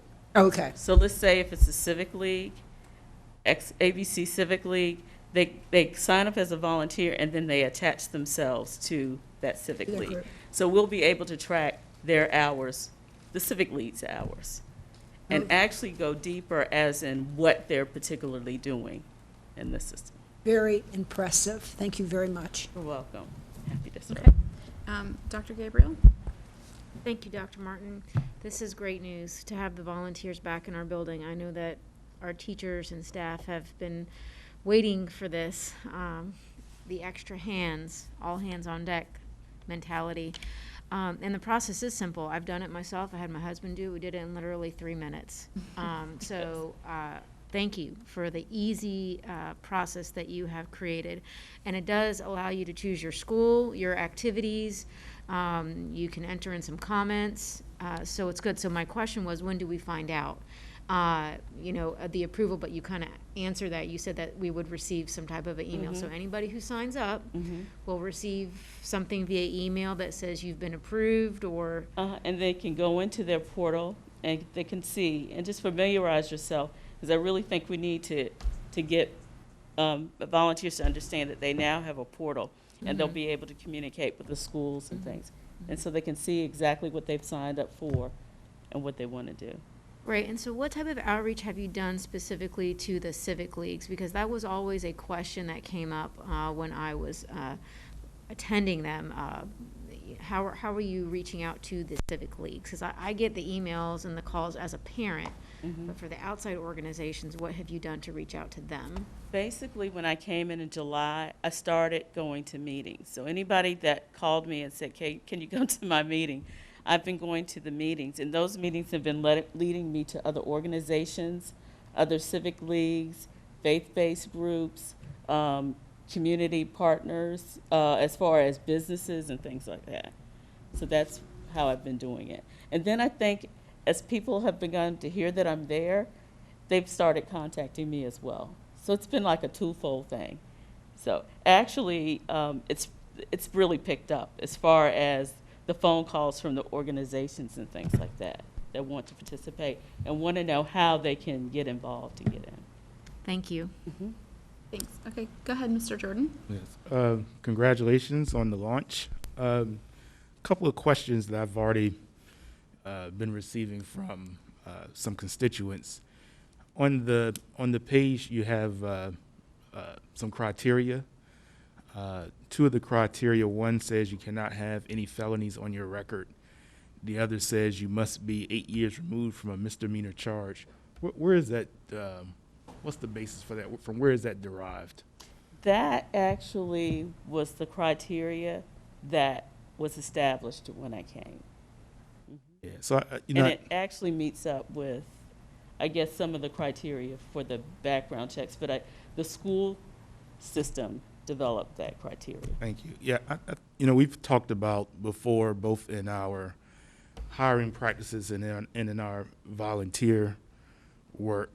I think we need to reconsider some of these restrictions. So, for example, there's difference between a nonviolent felony and a violent felony. There are individuals who've had felonies and they've gone through the process with the governor and had their rights restored.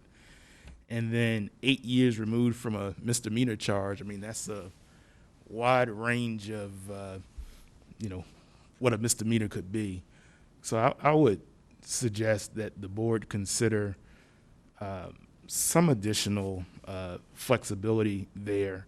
I may have shared, can't remember if I shared it with this board, but I know in the past I shared individuals who were coaching. They were coaching Little League, been involved with coaching, and so forth, and they wanted to do some things with Norfolk Public Schools, and they had a misdemeanor offense when they were 16, 17 years old, and now 40 years old. And things like this still block them from the opportunity to serve and volunteer, even though they've gone through the process of restoration, atonement, whatever it is that we want to call it.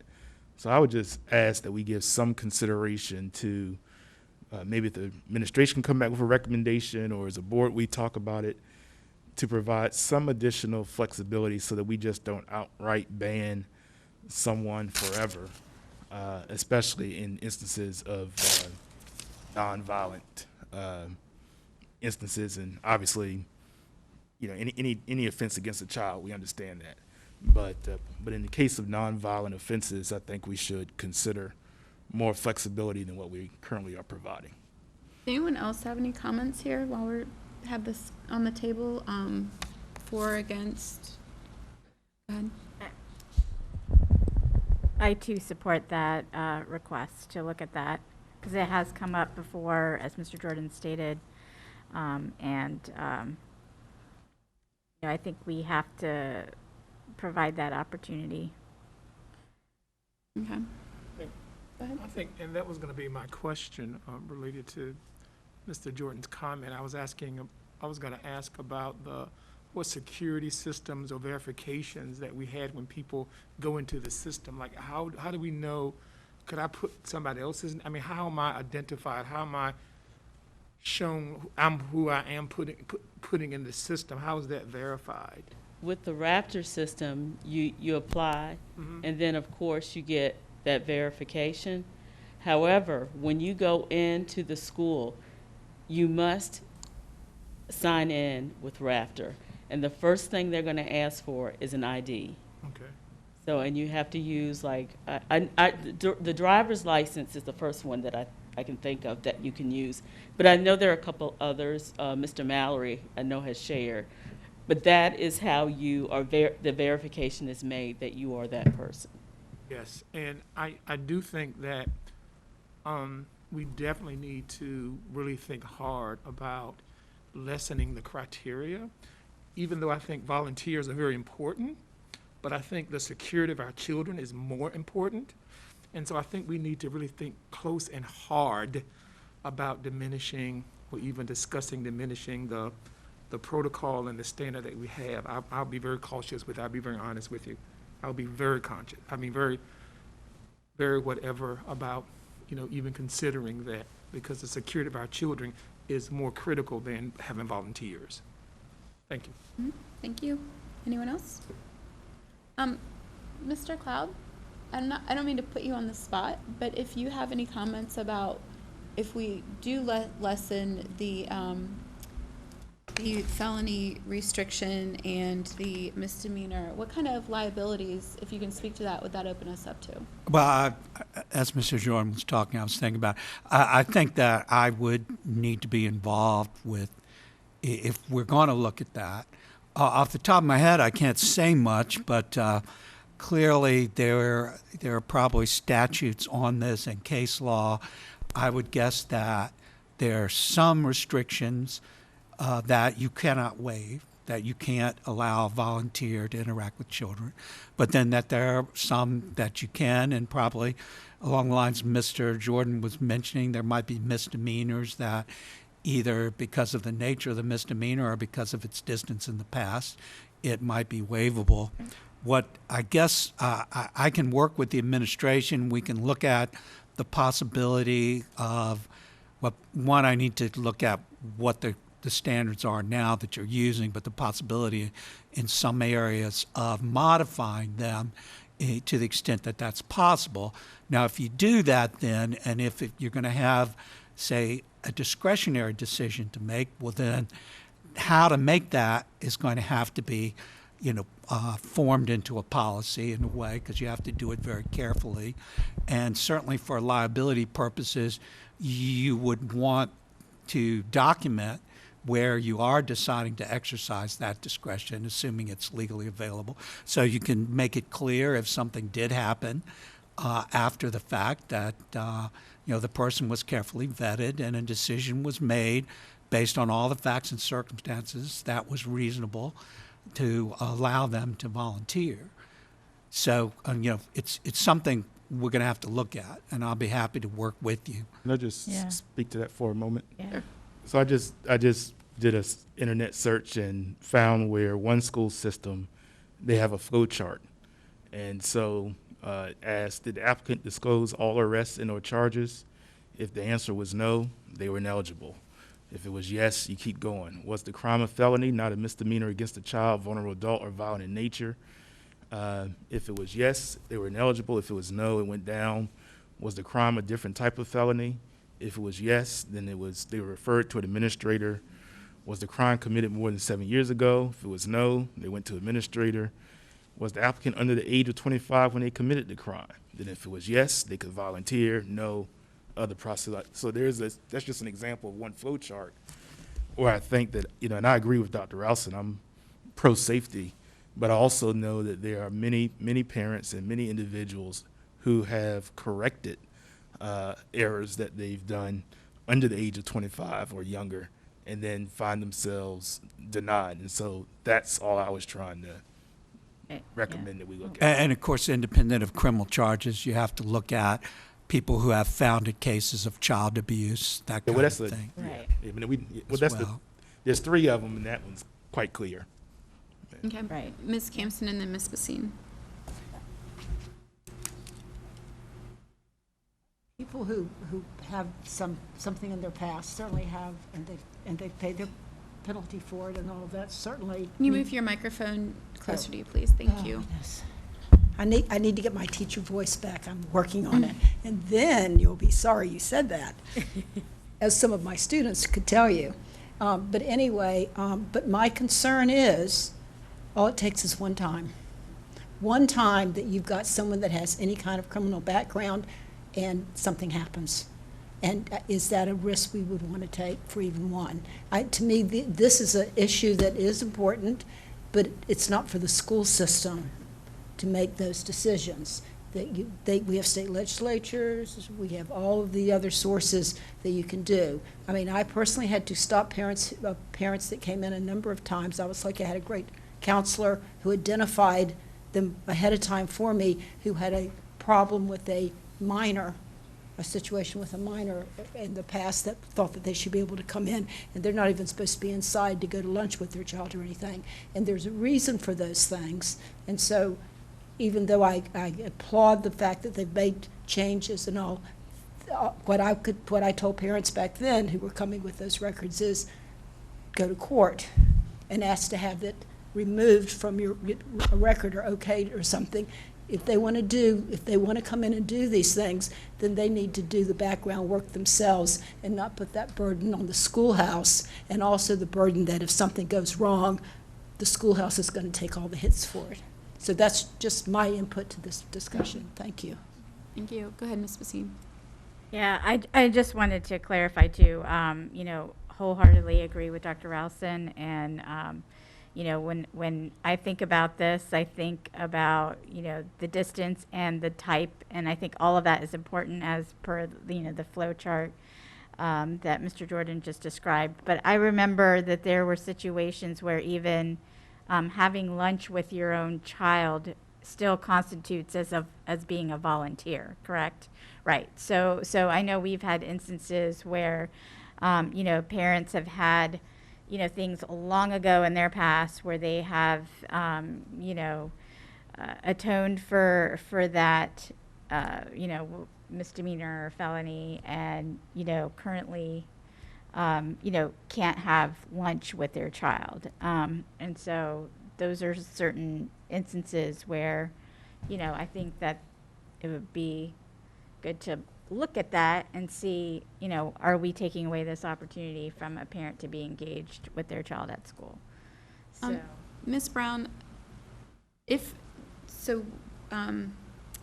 consideration of what Mr. Jordan is proposing with the tree version, where there's multiple layers to the assessment on the background check portion, is this software capable of capturing that level of data? No, you're talking about, well, they do Raptor? ask you that list of questions, and then they do the background check. But are you saying the There's flow something chart? more, is it, you can help me out with the language here, is it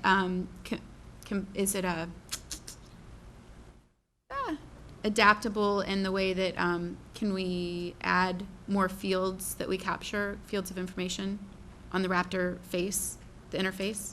You mean the flow chart? Yes. I probably would have to, I don't know if I would be able to do that. I would have to do that outside of the system. Yeah, I think that would be outside of the system. That would be outside of the And I system. wasn't asking for that. What my recommendation was, and I've emailed you all the example, is just if the board is willing to have it looked at, to give the administration an opportunity to look at Yeah, it. well, that's my next step, And but I have want to them- know if it's even a Well, what without the benefit of seeing the example, I don't know what I don't know to what extent they can answer all the questions today without having the opportunity to review some examples or best practices. Well, I think, I'm saying you are asking the question, would the software do it? I don't know if that's a requirement or not.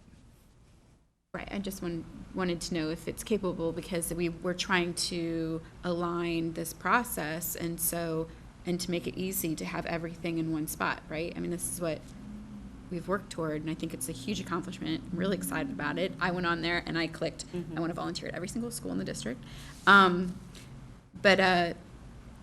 So that's what I'm trying to, in keeping with that goal, that if we expand on the different, introduce new options, if we have that. And that is something I would have to research. I know I've looked into it as far as inputting some forms and things of that nature, and I will have to put them in as a PDF. So that's something that I would have to look at. Okay. Is anyone opposed to allowing Mr. Cloud to look into the Statutes. yeah, the statutes and liabilities of changing the or Just to be easing the clear, I'll restrictions? need the help of the administration. Probably I'll need to talk to you at some point. I'll get your contact information. Yes, go ahead. And just for the record, I want to be on record noting that I'm very concerned about lessening the restrictions for this. Okay. Because at the end of the day, we are responsible for the children. Yes. Okay. I second Thank you. that. Okay, so that's my question, is all those opposed? 1, 2, I'm actually What opposed. Are we opposing looking into? Yes. Lessening the restrictions? Yes. This is just into looking at it, having them examine it. Mm-hmm. Yeah, that's what I thought. The thing we need to keep in You know what? mind is, This- the this- thing we need to keep in mind is that it's our responsibility to look after the children. Right. The children, the children, the children. And so therefore, that's why I'm not in favor of it. It could be handled, the parents, if they want to come in, and I certainly applaud that, they can go to court to get it taken care of. Mm-hmm. They don't want, if they don't choose to do that, that's not up to us to follow along and make it happen. Our responsibility is to the children. Okay. So, where do you I'm want? going to support the superintendent in her concern at this time. I think we're just opening the doors for the volunteers to come back. Let's get the program up and running. And I completely understand, Mr. Jordan, your concern. We do want families to be engaged and involved with their children. There's many different ways that they can do that. Let's just get the program up and running for right now, and then perhaps at a later time, but not right now. Right. Just whatever the will of the board is, I just think it's the assumption that someone who committed a misdemeanor 20 years ago is somehow more dangerous than someone who has not. I don't know if there's data to support that. Someone who hasn't committed one yet? That's what we're saying. No, I didn't. Didn't say that. I'm raising something. I've shared information. All I asked the board to do was to review the information, and then if the board decides that they don't want to lessen or want to even increase, that's fine. But I think it would be worthy of at least reviewing the information that I shared, and the board can reconsider it. Okay, well, I'm hearing from the board. Go ahead. Oh, yeah, I was just going to say, I think that while I understand Mr. Jordan's point, but I do think that there are other opportunities in the community that people can volunteer. Schools is not the only place that you can volunteer. I mean, there are faith-based organizations, community organizations, all kinds of organizations that people can volunteer to help with children or whatever, following whatever. I'm not sure what criteria are for other, like churches, like if they have volunteers, I'm not sure what how they vet their people. But I think that, that we should not, because we have so many vulnerable children, and we have been given the responsibility to protect them. And I think that parents would also protest some of this also, because I think I would as a parent, to be very honest with you, if we lessen this. So I think as a parent, I would have a concern about that also. So I just think there are other opportunities for people to volunteer if they have that kind of whatever, even outside of their, outside of the school system, or with their children outside of the school. So it's not like I'm saying, people should not have an opportunity to volunteer in their communities, even if they've made mistakes or, past records. But I think the school is not the place I'm willing to support that this volunteering is going on with all of our children. Thank you. All right, so far I'm hearing the majority is no. We don't want to move forward with it at this time. Okay? All right. Well, thank you, Ms. Brown. Thank you for the presentation. I'm really excited about the volunteers. Did you have something else to add? Well, yeah, I have other questions. Oh, you Yeah, have more 'cause we were- questions. Okay. We were just asking about pulling people around. I'm sorry, I have questions. Yes. Does every school currently have a dedicated family engagement specialist that can assist with? No. Okay. But schools, we are asking schools to identify a person who would serve as a contact. So if they don't have a family engagement specialist, they will have a person. Okay, because one of the things, I am excited that we're rolling this out, but one, I just want to share with the board, and I don't know what, if anything, would be done as a result of it, but just, some feedback that I've received is that, it's great that we're letting volunteers back in. I think schools are excited about it, but I think that there's also some apprehension about, getting the system started right now, in April when testing is about to begin. And, as we are hearing about, not just in Norfolk, but across the country, we've also had, adults who come into the building who are, contentious with the office staff. My question is around the burden on our principals and the office staff right now at this point in the school year and what impact that might have. Go ahead, Dr. Birdsong. We certainly wouldn't have rolled this out without the input from building principals. Dr. Gibson worked closely with the executive directors of schools who are nodding, who have been in communication with the principals, who advocated for us to roll this out. Okay. So I trust the judgment of my principals when they believe that they can have the volunteers come in to do certain types of activities, and activities they may choose to say, we are so appreciative of your efforts right now, but can you wait until June, for, I don't know, Azalea Gardens Middle School, whatever day or what have you. I trust the judgment of the principals in making that building level decision. Okay, all right. Okay. All right. Thank you, Ms. Brown. You're welcome. Have a good night. Okay. We're moving on to our Dr. Pohl with our Q2 grades and chronic absenteeism reports. Dr. Could I say something really quick? Could we have, it's almost 7, well past our ending time, and would it be possible for us to not do anything wrong with their presentations, because we need that information, but limit the amount of time we discuss it afterwards, so we're not here till, another 2 or 3 hours? We're not going to be here for another 2 or 3 hours. But Okay. I'm keeping an eye on things. It's fine. I want to make sure that everyone's questions are also answered. Go ahead, Dr. Pohl. All right, whenever thank you're you. ready. Good afternoon, Madam Chair, Dr. Martin, Vice Chair, Mr. Clanton, members of the board, and Dr. Birdsong. I'm here with Dr. Doyle, proud principal of Blair Middle School, to provide an update of the Q2 grades, attendance, and chronic absenteeism. This data will cover Q2 grades, attendance rates, and trend data, rates by level and demographics, students who are at risk of being chronically absent, students who are already chronically absent, and we will hear from one of our principals on what they're doing in their school to provide, to improve attendance. Starting with a high-level overview of second semester grades, as seen on this graph, all grade levels are well below the failure rates seen last year during the time when all students were learning online. Additionally, grades 1, 4, and 9 are also below pre-COVID rates during the 1920 school year. Looking at the same data by demographics, the data show declines in all demographic areas from last year. Additionally, every group is at or below 3% of the pre-pandemic rate, and with English learners and students with disability subgroups, they are 6% and 3% below pre-pandemic rates, respectively. Additional data disaggregated by grade level and demographics has been provided on board docs for your review. A few notes from the data are that subgroups in every grade level saw declines from last year. Grade 1 saw every group below pre-pandemic rates.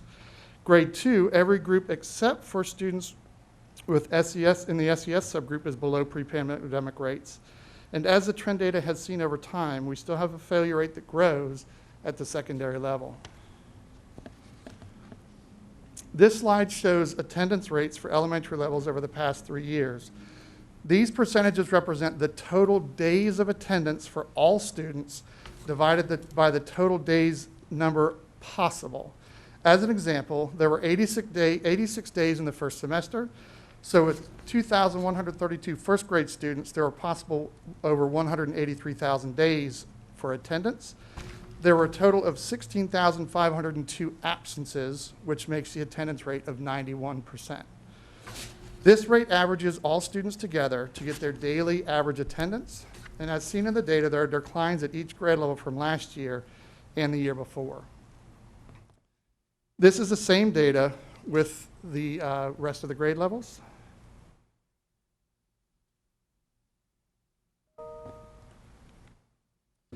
And this slide shows the first year's semester attendance rates by each level by demographic, with the orange bars representing elementary, red for middle, and brown for high school.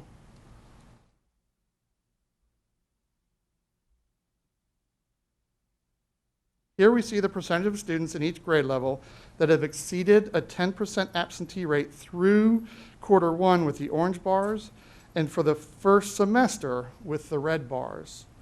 For quarter 1 students had to have missed 4 or more days through the quarter, so they had missed more than 10% of the days, and 8 or more days for second semester, or through first semester rather, sorry. This data makes the attendance by student and does not average out all students' attendance. Therefore, in 9th grade, 28% of the students missed 8 or more days each. The shaded areas are the bands for accreditation. Schools are at level 1 if they're below 15% of their students are absent 10% or more of the days possible or chronically absent. Level 2 is between 15% and 25%. And level 3 is more than 25% of the students are chronically absent. Included in board docs is also a breakdown of this percentage by schools. Here's the same data by demographics. Reading across the first 2 bars are for elementary EL students for quarter 1, then through first semester. The next 2 are for middle school, and the final 2 are for high school. So you have your grade bands within each of the graph sections. This slide has the remaining demographic data presented in the same fashion as the previous slide. This data shows the percentage of students at each grade level who are already chronically absent for the year, which means they've already missed 17 days or more of school. And this is by grade level, and the same data by demographics. At this time, I'm going to turn the presentation over to Dr. Patrick Doyle, Principal of Blair Middle School, to discuss the ongoing efforts to improve attendance. Dr. Doyle? Thank you, Dr. Paul. Good evening, Dr. Doyle. Thank you, Dr. Paul. Good afternoon, Madam Chair, Dr. Martin, members of the school board, and Dr. Birdsong. We are proud of our work at Blair, engaging our students and ensuring that they are in the classroom to receive a quality education from our amazing educators. This year, we have seen a decline in our chronic absenteeism from Q1 to Q2, and we all know that this success does not just happen overnight and without hard work. Over the past several years, our work has been on creating a positive culture through our focus and investment in working with our families and students, as well as with our internal culture with our students, or with our teachers and staff. We understand that relationships are critical to our work, and we continue to engage our community in every possible aspect. As our leadership team looked at data, we recognized that our chronic absenteeism was over 25% for the first quarter. We know that early intervention is so important, so we realigned our attendance team to support our families. Our attendance technician has been incredible and supports our efforts to make sure our students are in the building. We have utilized a small team to make home visits during and after school as needed. We have used a Google form for teachers to report attendance concerns for students so that we can intervene to ensure that we don't miss any student. We've used Zoom, FaceTime, emails, and calls to connect to our families, whatever method works for each family. In October, we made several changes to our day-to-day operations. Perhaps the biggest impact has been the reboot of our PBIS program. We aligned our attendance efforts to PBIS to provide incentives to our students. Additionally, we have a system that tiers our students to provide targeted intervention to meet each of our students' needs. We highlight several students each week based on teacher feedback. We highlight our teachers each day, and we communicate with their families each week through our SMORE newsletter. We're active on Facebook, Twitter, and Instagram.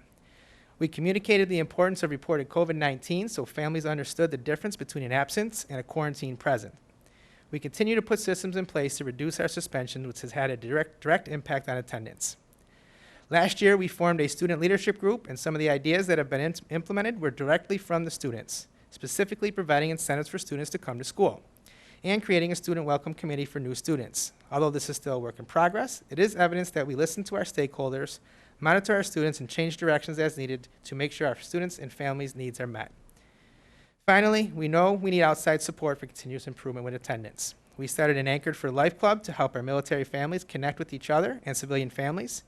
We recently received a shout out from them for our efforts. We have several clubs, such as a fashion club, environmental science club, art club, and so much more to engage our students outside of class to form stronger connections with the school. We have a mentoring program with ODU's football team and basketball teams. Our students have gone to games recently and received a tour of the locker room, met the players and coaches. Community outreach is vital now more than ever. Our intentional efforts focusing on students has led to our students not only showing up to school, but making stronger connections to being involved students at Blair. Thank you. I'm now going to turn this over to Dr. Pohl. Thank you, Principal Doyle. All right. Thank you, Dr. Doyle, and thank you to the board for your time and allowing us to share this data and information. At this time, we're prepared to answer any questions you may have. Okay. Go ahead, Dr. Gabriel. Thank you, Dr. Pohl and Dr. Doyle. Dr. Doyle, can you comment on, I have two questions. Can you comment on your use of your attendance technician, what they do, and what they do for your students, and then how that impacts your outcomes? Sure. She does pretty much what attendance technicians are supposed to do. She's very well in lead on a lot of this. She has worked with home visits. She has helped us identify students that may have not shown up, so that we're able to get those kids back into school. But she has really been at the forefront of a lot of what we've done. Ms. Edwards is incredible. She makes calls, and like I said, she leads our attendance team, and she often directs me and our assistant principal and the small team that we have of what supports that we need to do, what do we need to do to move forward. But she has been incredible in a lot of the efforts that we have seen, and she has helped us dramatically reduce the chronic absenteeism in our school. Do you have a problem in your school with regards to accurate attendant addresses and reaching families, incorrect phone numbers, things like that, when you're trying to reach out to these families? Is that a problem? I guess you look at it as a problem. I mean, I look at it more as being resourceful. We have people in our buildings who are going to find the families. It's just figuring out how to get to them.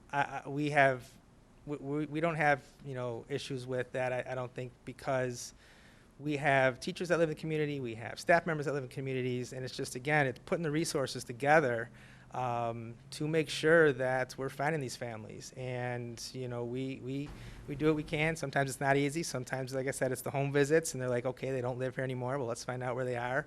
And you know, we just continue to provide those services and align where they're needed.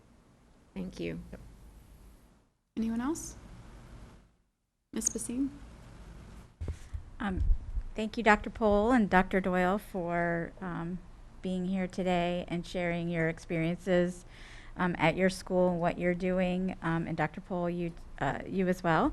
You know, looking at the data, you know, I guess we'll starting with the chronic absenteeism.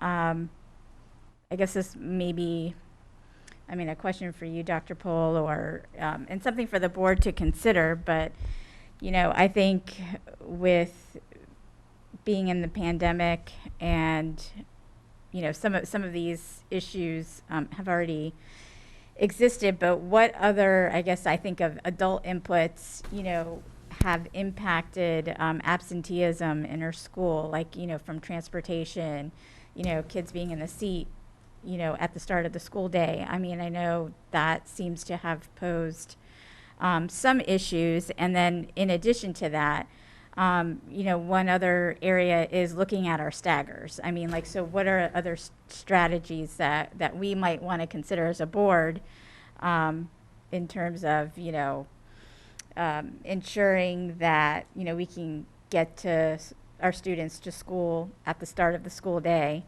and also ensuring that the start of the school day is, you know, developmentally appropriate for our students, and, you know, that we're creating those efficiencies. So I think with chronic absenteeism, we're also, it's not just a Norfolk issue. Right. The data is regionally, statewide, nationally. I think there's a great deal more at this point than start times or stagger times. I think there's still a fear of COVID. I know, you know, we have evidence of, you know, there's a fear of COVID. There are sometimes where older siblings are watching younger siblings, so they're missing school as well. Right. There was some, you know, early on some confusion, like Dr. Doyle said, about the quarantine present or being absent, and making sure that we streamline the process for parents to notify the school of work being done, and to be in touch with the parents. You know, I also know regionally, as in a regional group I'm in, as well as one that Dr. Birdsong's in, we've reached out to the state with concerns, because divisions that normally don't see this are seeing high numbers. So the supports that we've put into place, and I would invite Dr. Gibson to come up and expand as well if she'd like to, but supports that we have put into place with working with the attendance techs, with reaching out to children, and making sure that we're following attendance plans. I think those are what are vital right now. Mm-hmm. That contact with families is first and foremost what is going to really drive the change. Okay. Dr. Pohl, can you explain how, share with us, how do we relate regionally and to the state? So I don't have specific numbers for the other divisions on chronic absenteeism, because there's no report out until the end of the year. Mm-hmm. But in conversations that we've been having, like I meet, I think it's every 3 months regionally with my counterparts, and everybody has that same exact concern. Everybody's concern is this year less about SOL testing and more about chronic absenteeism when it comes to accreditation right now, because it's just been such a dramatic increase in the students missing larger amounts of days. So I think it's wonderful how Dr. Doyle has been able to use limited resources and bring everyone together under this very important goal of, you know, getting kids in their seats in the classroom. So I just want to understand too, are there any strategies out there that other districts are doing that maybe we need to adopt, or is there anything going on that will help us, or anything you need from the board to help you get there? I appreciate that. we've begged, borrowed, and stole from everybody around the region. All of us that we talk about, one of the first things we always say to our counterparts, hey, what are you doing for attendance? In fact, I emailed someone today in a different division and said, hey, just looking at this a little bit differently and trying to see where are you now and what can we do, and to start a conversation again, to see what we can do to support. We've talked about it in leadership meetings, looked at the data and talked about more in our monthly data meetings at the schools. Absenteeism, absentee rates, present rates, chronic absentee rates are discussed as well. So we're trying to do everything we can to get the students in school as often as we can. And looking at some of the data on the last slides, we're not all doomed, right? That red line is the line of if we hit that red line, then we have students who are chronically absent for the year. Mm-hmm. These slides here, even though there's a lot in the red, we still have days left to bring that average down. So our goal is to continue to work to bring that average down. And not only cross region, but the nice work about the data meetings is you in secondary schools, Dr. Kimsey is in every single data meeting, so she cross-pollinates with ideas. So things that Dr. Doyle's doing at Blair, they talk about at Lake Taylor School, or they talk about at Maury High School, or they talk about somewhere else, because Dr. Kimsey can take those ideas around, and that's part of that influence of the data meetings and those talks every month. And Dr. Martin, I'd like Dr. Doyle to speak more to climate and culture of schools and relationships and how that impacts children coming to school and having that positive relationship with families and parents and reaching out to them and them feeling like they can reach out to you and work in collaboration and doing whatever it takes to get children in school. Can you speak more to that? Tell us your story. And I know and that started really from the first day I was at Blair. And I think, that's where some of this work, when you're asking, it becomes a little bit, it's easier because we started. And when we closed down, when we shut down for COVID, really our direction was family engagement. We did interactive homework. We actually worked, and we attended some conferences with Dr. Constantino that was providing some supports and some data on how we can work and how we can build the family engagement and get but it really starts with the leadership and from the top all the way down and all the way up, and these teachers have been incredible. They've done everything they can. They're making home visits, even though we say we don't need you to do those. They still do it. I'm fortunate to have a staff that really does whatever's needed to reach these kids. But the climate is culture, as you know, it drives everything. And, we've been very intentional about, focusing in on that culture responsive pedagogy. We've been very intentional about building our student leaders, because like I said, I meet with them probably every other week. But then it just starts with just the visibility of myself, getting out in the community, ensuring that, when a parent comes in, we're meeting with them immediately. We're not putting those needs on hold. But I think, the culture is, that's been part of where we've been successful. Thank you.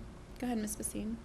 Yeah, well, I wanted to elaborate on my comment earlier about asking about the staggers. And so when I look at the data of the chronic absenteeism, like I wasn't just asking that question I look at the data and I see the schools that are in that fourth stagger that are starting elementary, close to 10 o'clock. And I also, do school visits like everybody here and talk to individuals in the school buildings that have consistently said that this, the time of the day is difficult, and I'm sure that's no secret to anyone in the room. So that's why I asked that question, because parents, I wonder when parents have to go to work or, have limited resources to care for the child, does the child stay at home? All of those things, which I know the schools are all working very hard with their families and trying to ensure that the student is getting to school. But I think it's a fair question to ask when you see the data and those very schools are in the red, to say, okay, well, is there something that we could do there to kind of, get them into school earlier? Would that help? And same for the high school students. I mean, it just, I think it's a fair question, and I think it's a fair question around our strategy around, do we need to take a deeper look at that? And so. And I apologize if I was dismissive of that part of the question. It's more of the immediate responses. I don't think we'd be able to do that with transportation at this point. I don't think we could change a stagger time right now, so we're trying to focus on what we can do now. And more long-term, that might be a discussion we need to have, is looking at our stagger times and looking at start times for those possibilities when we dig deeper into the data about who exactly is, more chronically absent and why. But I think our focus right now is the next, 50-some days of instruction that we have left, because we can't change the stagger time at this point. But what can we do? So long-term, yeah. I don't think it's an invalid discussion to have. Right. And I completely understand it at this point.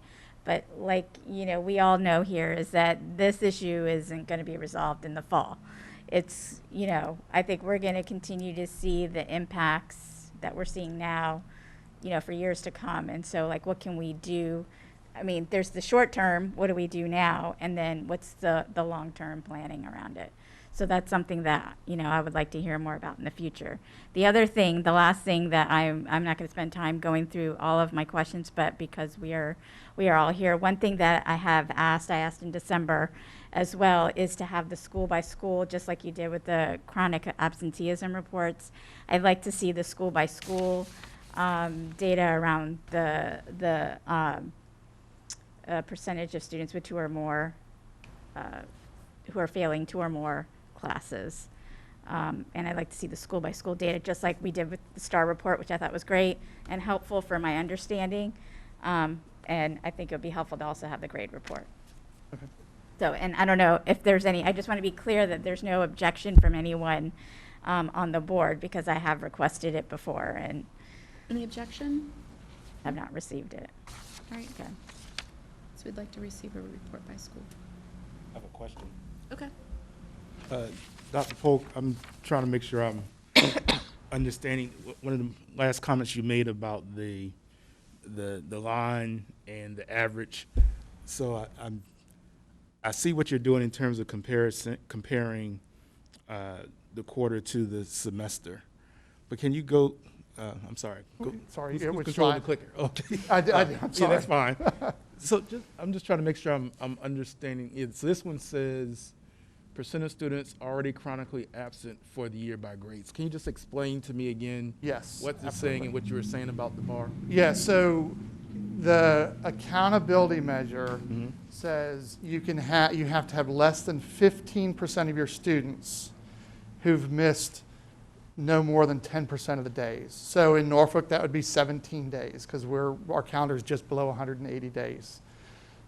So that 15% line is the line of accountability, basically, that we're looking at.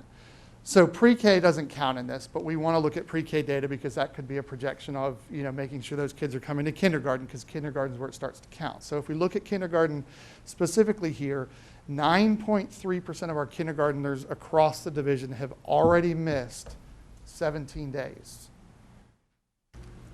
So that's the line where we are. And if that hits 15%, then we're saying in kindergarten, we've that accreditation mark, we're in danger probably in some of our schools. Well, in that, I think that's what I was trying to get a connection. So this gives the district count, but the chronically absenteeism accountability measure applies to an individual school, correct? Correct. As far as there's accountability. Absolutely. So I'm sorry, I interrupted you. I apologize. No, you're fine.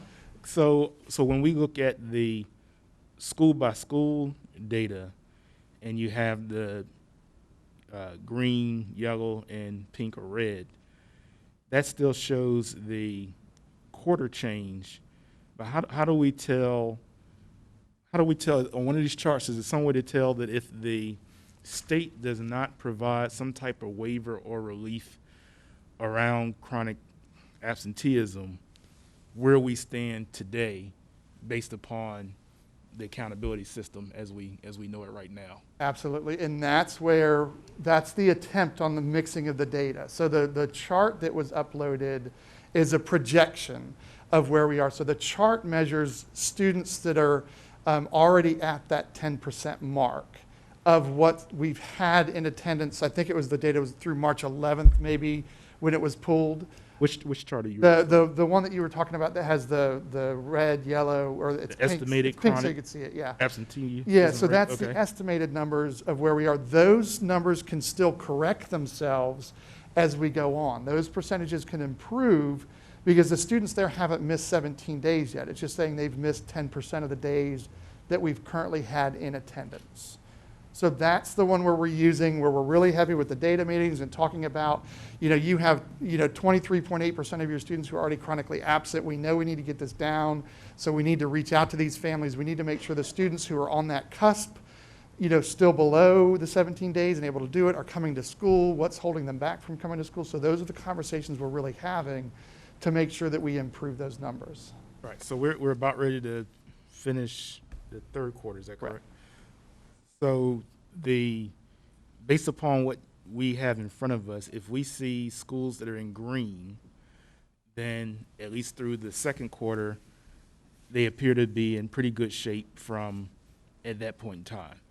If we see schools that are in pink, then that is an indication that at least through the second quarter, those schools could be, for lack of a better word, dinged because of chronic absenteeism.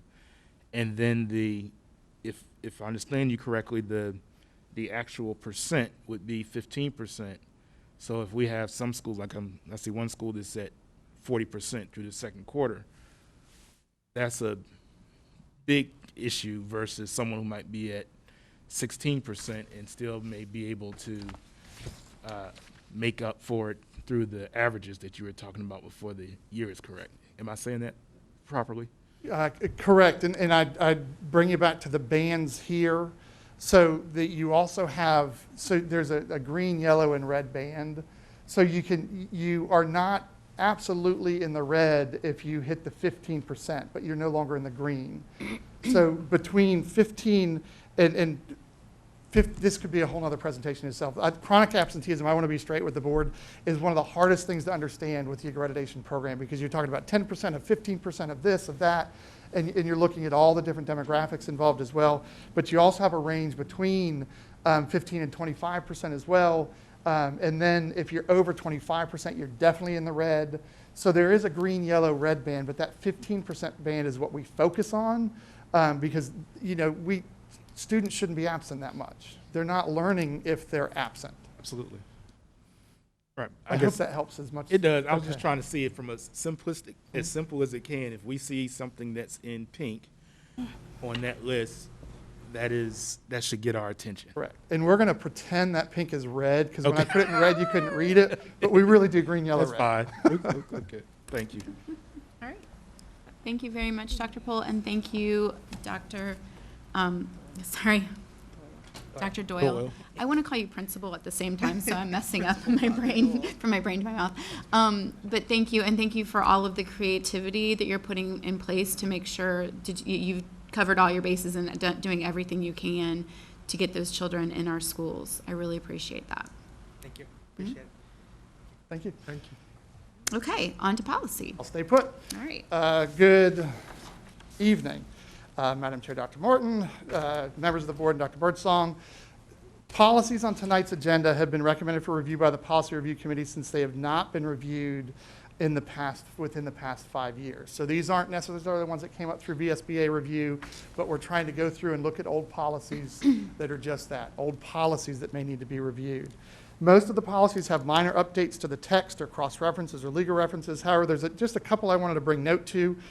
First, policy DG, the custody and disbursement of school funds is being recommended as a Z policy because of the removal of the third exception to how the school board funds are deposited. This is being removed since the accounts established for the purchase of instructional materials and office supplies are deposited with the treasurer of the city of Norfolk and not with the school division. And right now the policy says they're with the school division, so that needs to be changed. Policy GCBB, supplementary pay is being recommended as well as a Z policy with the addition of the last line in the second paragraph, which details that if an employee's separate contract for coaching or extracurricular sponsors terminated maybe because they weren't a great coach, that doesn't mean that they're terminated from their full-time contract. So we're just putting that in policy to make sure that's clear. The last one to outline is policy GDI, support staff assignments and transfers as a Z policy with the addition of the voluntary transfer request information and the limitations of when an employee is not able to request a transfer. And as we try to do, the following policies are going to be recommended for a first and second reading, and that's GCBB, supplementary pay, and GDI, support staff assignments and transfers. That's the quickest I could do the update, and if you have any questions, I'm ready to answer them. Okay.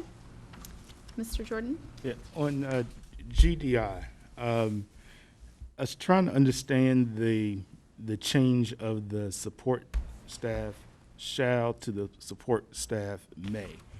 So as I read it, the shall says that that if you're assigned to a position, you'll be assigned to a position for which you are qualified. And that the may now says that you may be assigned to a position for which you don't have the qualifications. I was trying to understand why that's being recommended for a change. So in all the policies, as the VSBA is going through and they're taking away the word shall, in this policy, and Mr. Billups may be able to explain it better, but in this policy, the word may is because we don't administratively assign all positions. We don't reassign all positions administratively.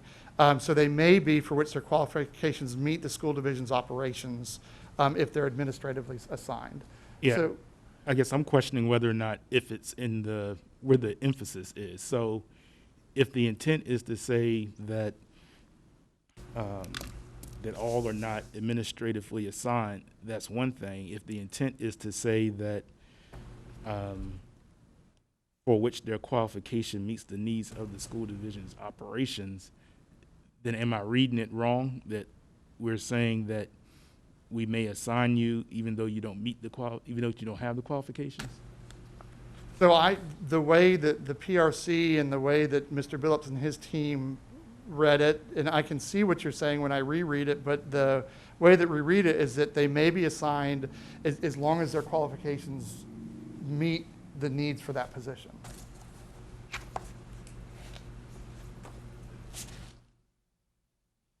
Okay, I'll read it again, but that is the intent that's of the what, policy. Well, yeah, if that's the intent, it wasn't clear to me, but I'll read it again. Okay. Okay. Anyone? And the second thing on that,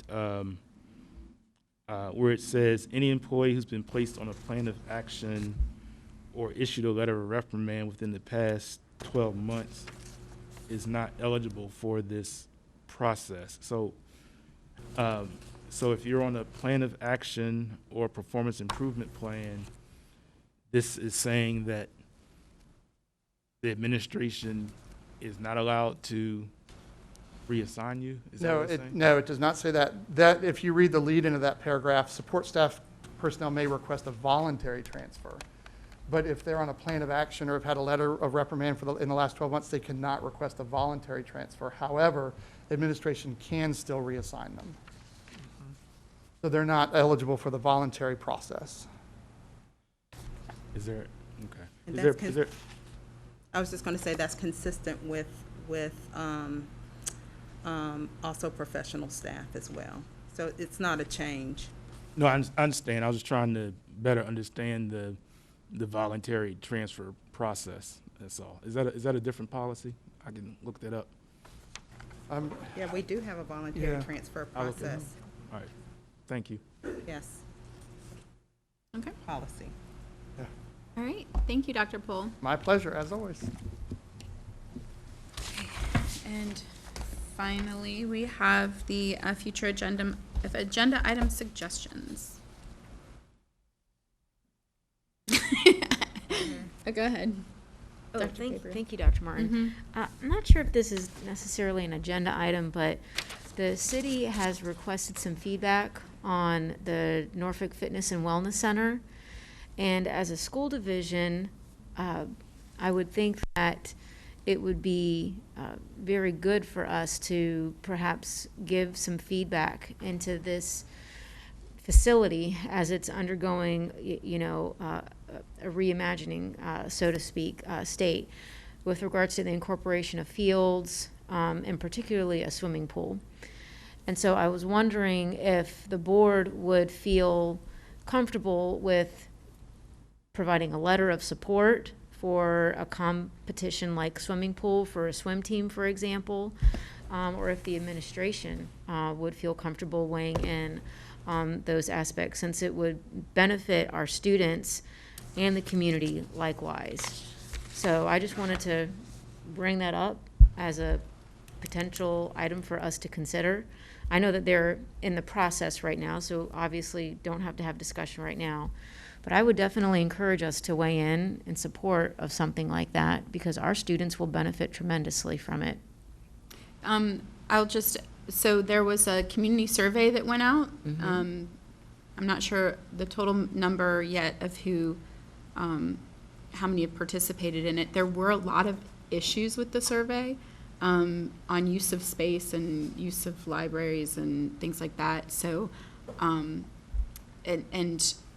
they did have, was it a week ago Thursday, they had a community engagement hearing at the facility, and they're looking at also incorporating some library space.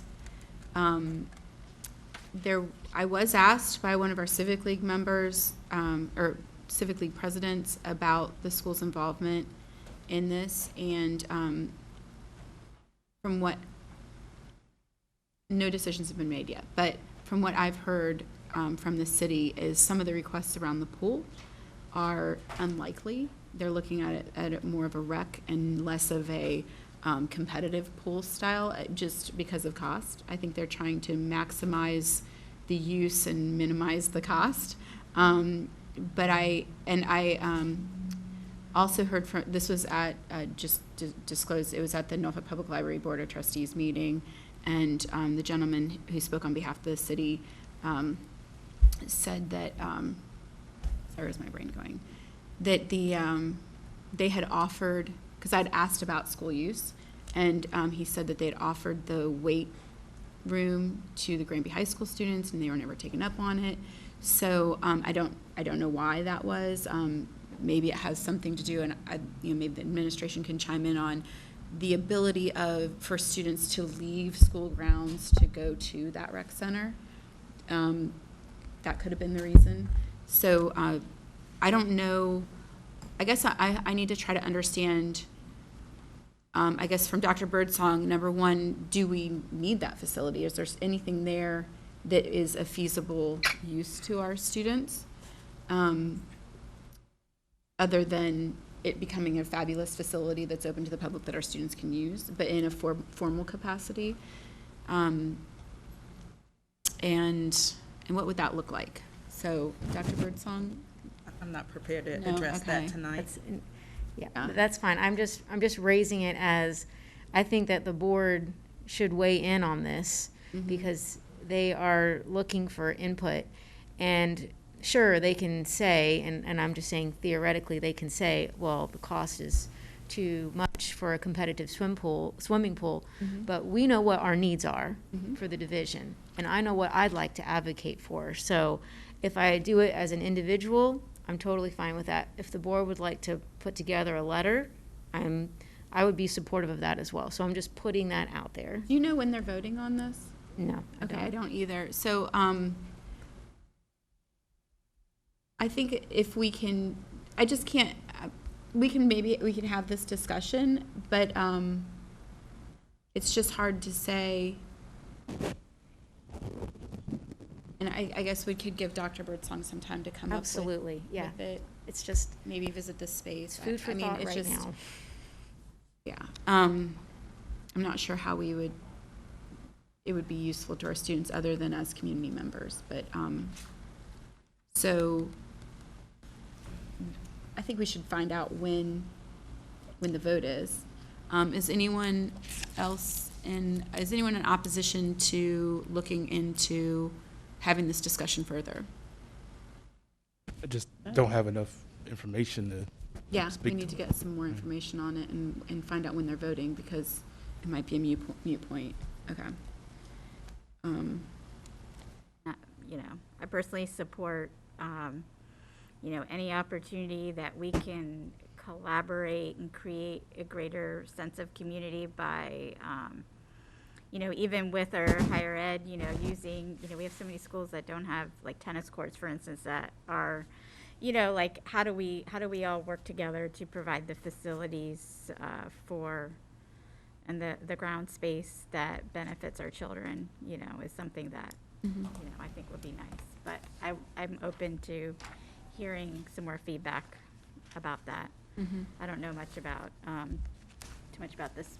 I mean, I did the survey as an individual, but would like to hear more about it. Okay. But I do have other topics related to this that I've raised before, but I just want to make sure it's on the radar and it's getting attention. Wait, I'm sorry. Have you looked at the board docs to see I if? have. Okay. Yeah. And so they're on there. I just Okay. don't have a sense of Can when. you share what's not on there? Well, open campus and overage for grade. It should be on there. I mean, I think it's probably the third year that I've asked to have that topic, you know, brought up, because we haven't looked at open campus specifically in a while, programmatically, and, you know, where we are, how our students are doing, are we meeting the goals of the program, you know, those kinds of questions related to it.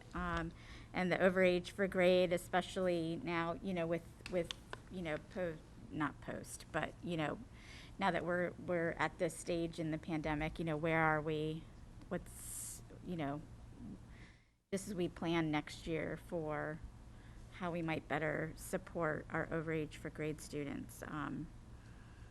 That's something I'd like to have this board discuss soon. I was just going to put it in. We could have an, you know, the topic that is somewhere in those lists is, you know, having a specific agenda item around alternative and non-traditional educational planning, especially as we're talking about Madison and, you know, what to do. I think we need to have the educational planning for alternative education and non-traditional schooling as a topic. Any opposition to those two topics? I don't have any opposition. I do think it's a warranted topic as we try to look at facilities and then reimagine what alternative education can be for these students with regards to restorative justice and other items. And so in the broader sense, I like that idea, because I think that's where the board can have good discussion and impact and think visionary. But getting into the, you know, mediocre items, I don't want to go down that level. But visionary, yes. Planning, yes. What part of my request was the mediocre item? None. I mean, I'm just saying, I think we're saying the same thing. In the broader okay. aspect of, you know, what can we do more for these students? How do we improve what we have? What are we doing well? And then how do we reimagine what alternative education, maybe we don't need to reimagine it, but I think that there's always room for improvement. Right. Well, I think we're all thinking along the same lines. So I'd like to throw in the VSA, the Virtual Scholars Academy. I'd like to also have an assessment of where we are with that and how's that going. Yeah, I have that on my list. But. Dr. Martin? Yes.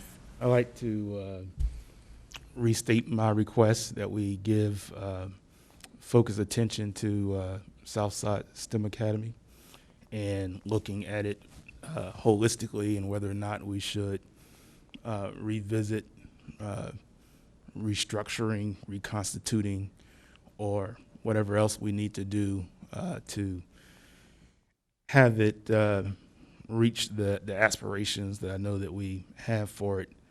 I think one of the challenges goes back to the zoning and enrollment.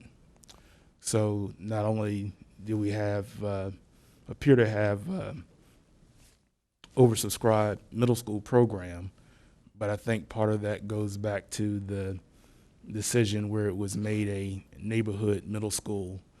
And then also, if you follow the students that are moving as a result of St. Paul's, I believe that Southside STEM has absorbed quite a few students there as well. So if we can look at it sooner rather than later, so that if any adjustments need to be made in time for September, that we'd be able to do that. Okay.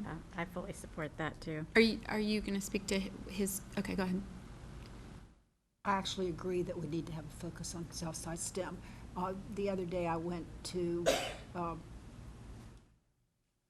ADL, and then I followed that right away deliberately with a trip to STEM, because what's going on, because, they have a great big new school, they're getting a ton of resources ADL does not have.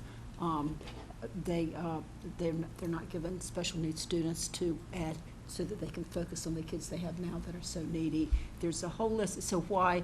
And so when I think about it, I'm not thinking about, who goes where what we're at. I'm thinking instruction,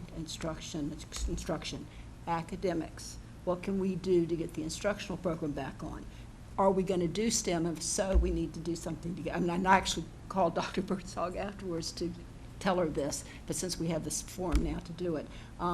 So I just want to make sure that when we're looking at it, and I'm going to so strongly support it, but we not get all these outside things and we focus on delivering the academic education our children want. Do we want to continue having a STEM school there? Why not? But we haven't laid the groundwork that we needed. And then, of course, this was the year that we were going to get to do that, because they were going to have their own STEM coordinators right in the building. They were getting all this stuff. And then, of course, a lot of those positions aren't getting filled, or they're not staying filled. So a plan that was being put in place already by the superintendent to focus on the instruction and get STEM into that building, because it's not really there. That we all have to be honest that we don't have what we wanted to have there. And so that would be what I would say, though, to you, is let's focus on giving them the academic education that it's our job to do, and we can do that. There's no children, there are no children in this district that can't learn. This is my life, this is what I've done my whole life, and I'm telling you that the children there, the children at Lindenwood, all those places, we're taking too much focus off academics and spreading it around, and we need to focus what we're doing for these children on getting their program in place so that they master the academics, the scholarship, those types of things. And that's what I think it needs to be, like a full movement ahead to do that. And so I'm really glad you brought that up, but I don't want us to get distracted by other things when we know that there are no children in that building that could not be functioning on grade level. I appreciate that. I just want to be clear that all of my analysis and attempts has always been around having strong learning environments and instructional programming and positive student outcomes. So that drives it all. Yeah, and I'm sure you are, but I think we do tend to get distracted by some of the other influencers, but nothing can influence it as much as the instructional program. That's the main influence. You can have a wonderful building, as we have, and you can have, all these little satellites flying around. Do we let kids come from this place? Do we have choice seats? Do we all of that? And while we're focusing on that, we're not focusing on what we're supposed to be doing, which is delivering a top-notch quality education to the children in that building, all of whom are able to do it and work on grade level. So that would be great. I'd like to see us do something like that. I think the superintendent was already starting that with her focus on all those new positions she put in there. No other school in the district had those, but if they're not staffed, because this is a bitter time to try and get it done, and I think already she's having the principal trained in STEM and all of those things, and so we have to kind of figure out how to address that. but it needs to be done with a sharp, razor-sharp focus on education and academics. Okay. Anyone else? All right, thank you. Thank you, everyone here. I love seeing the whole team together. I know, I walked in and I'm like, what in the world's going on? Is there a uprising? So, all right, with that, we're adjourned.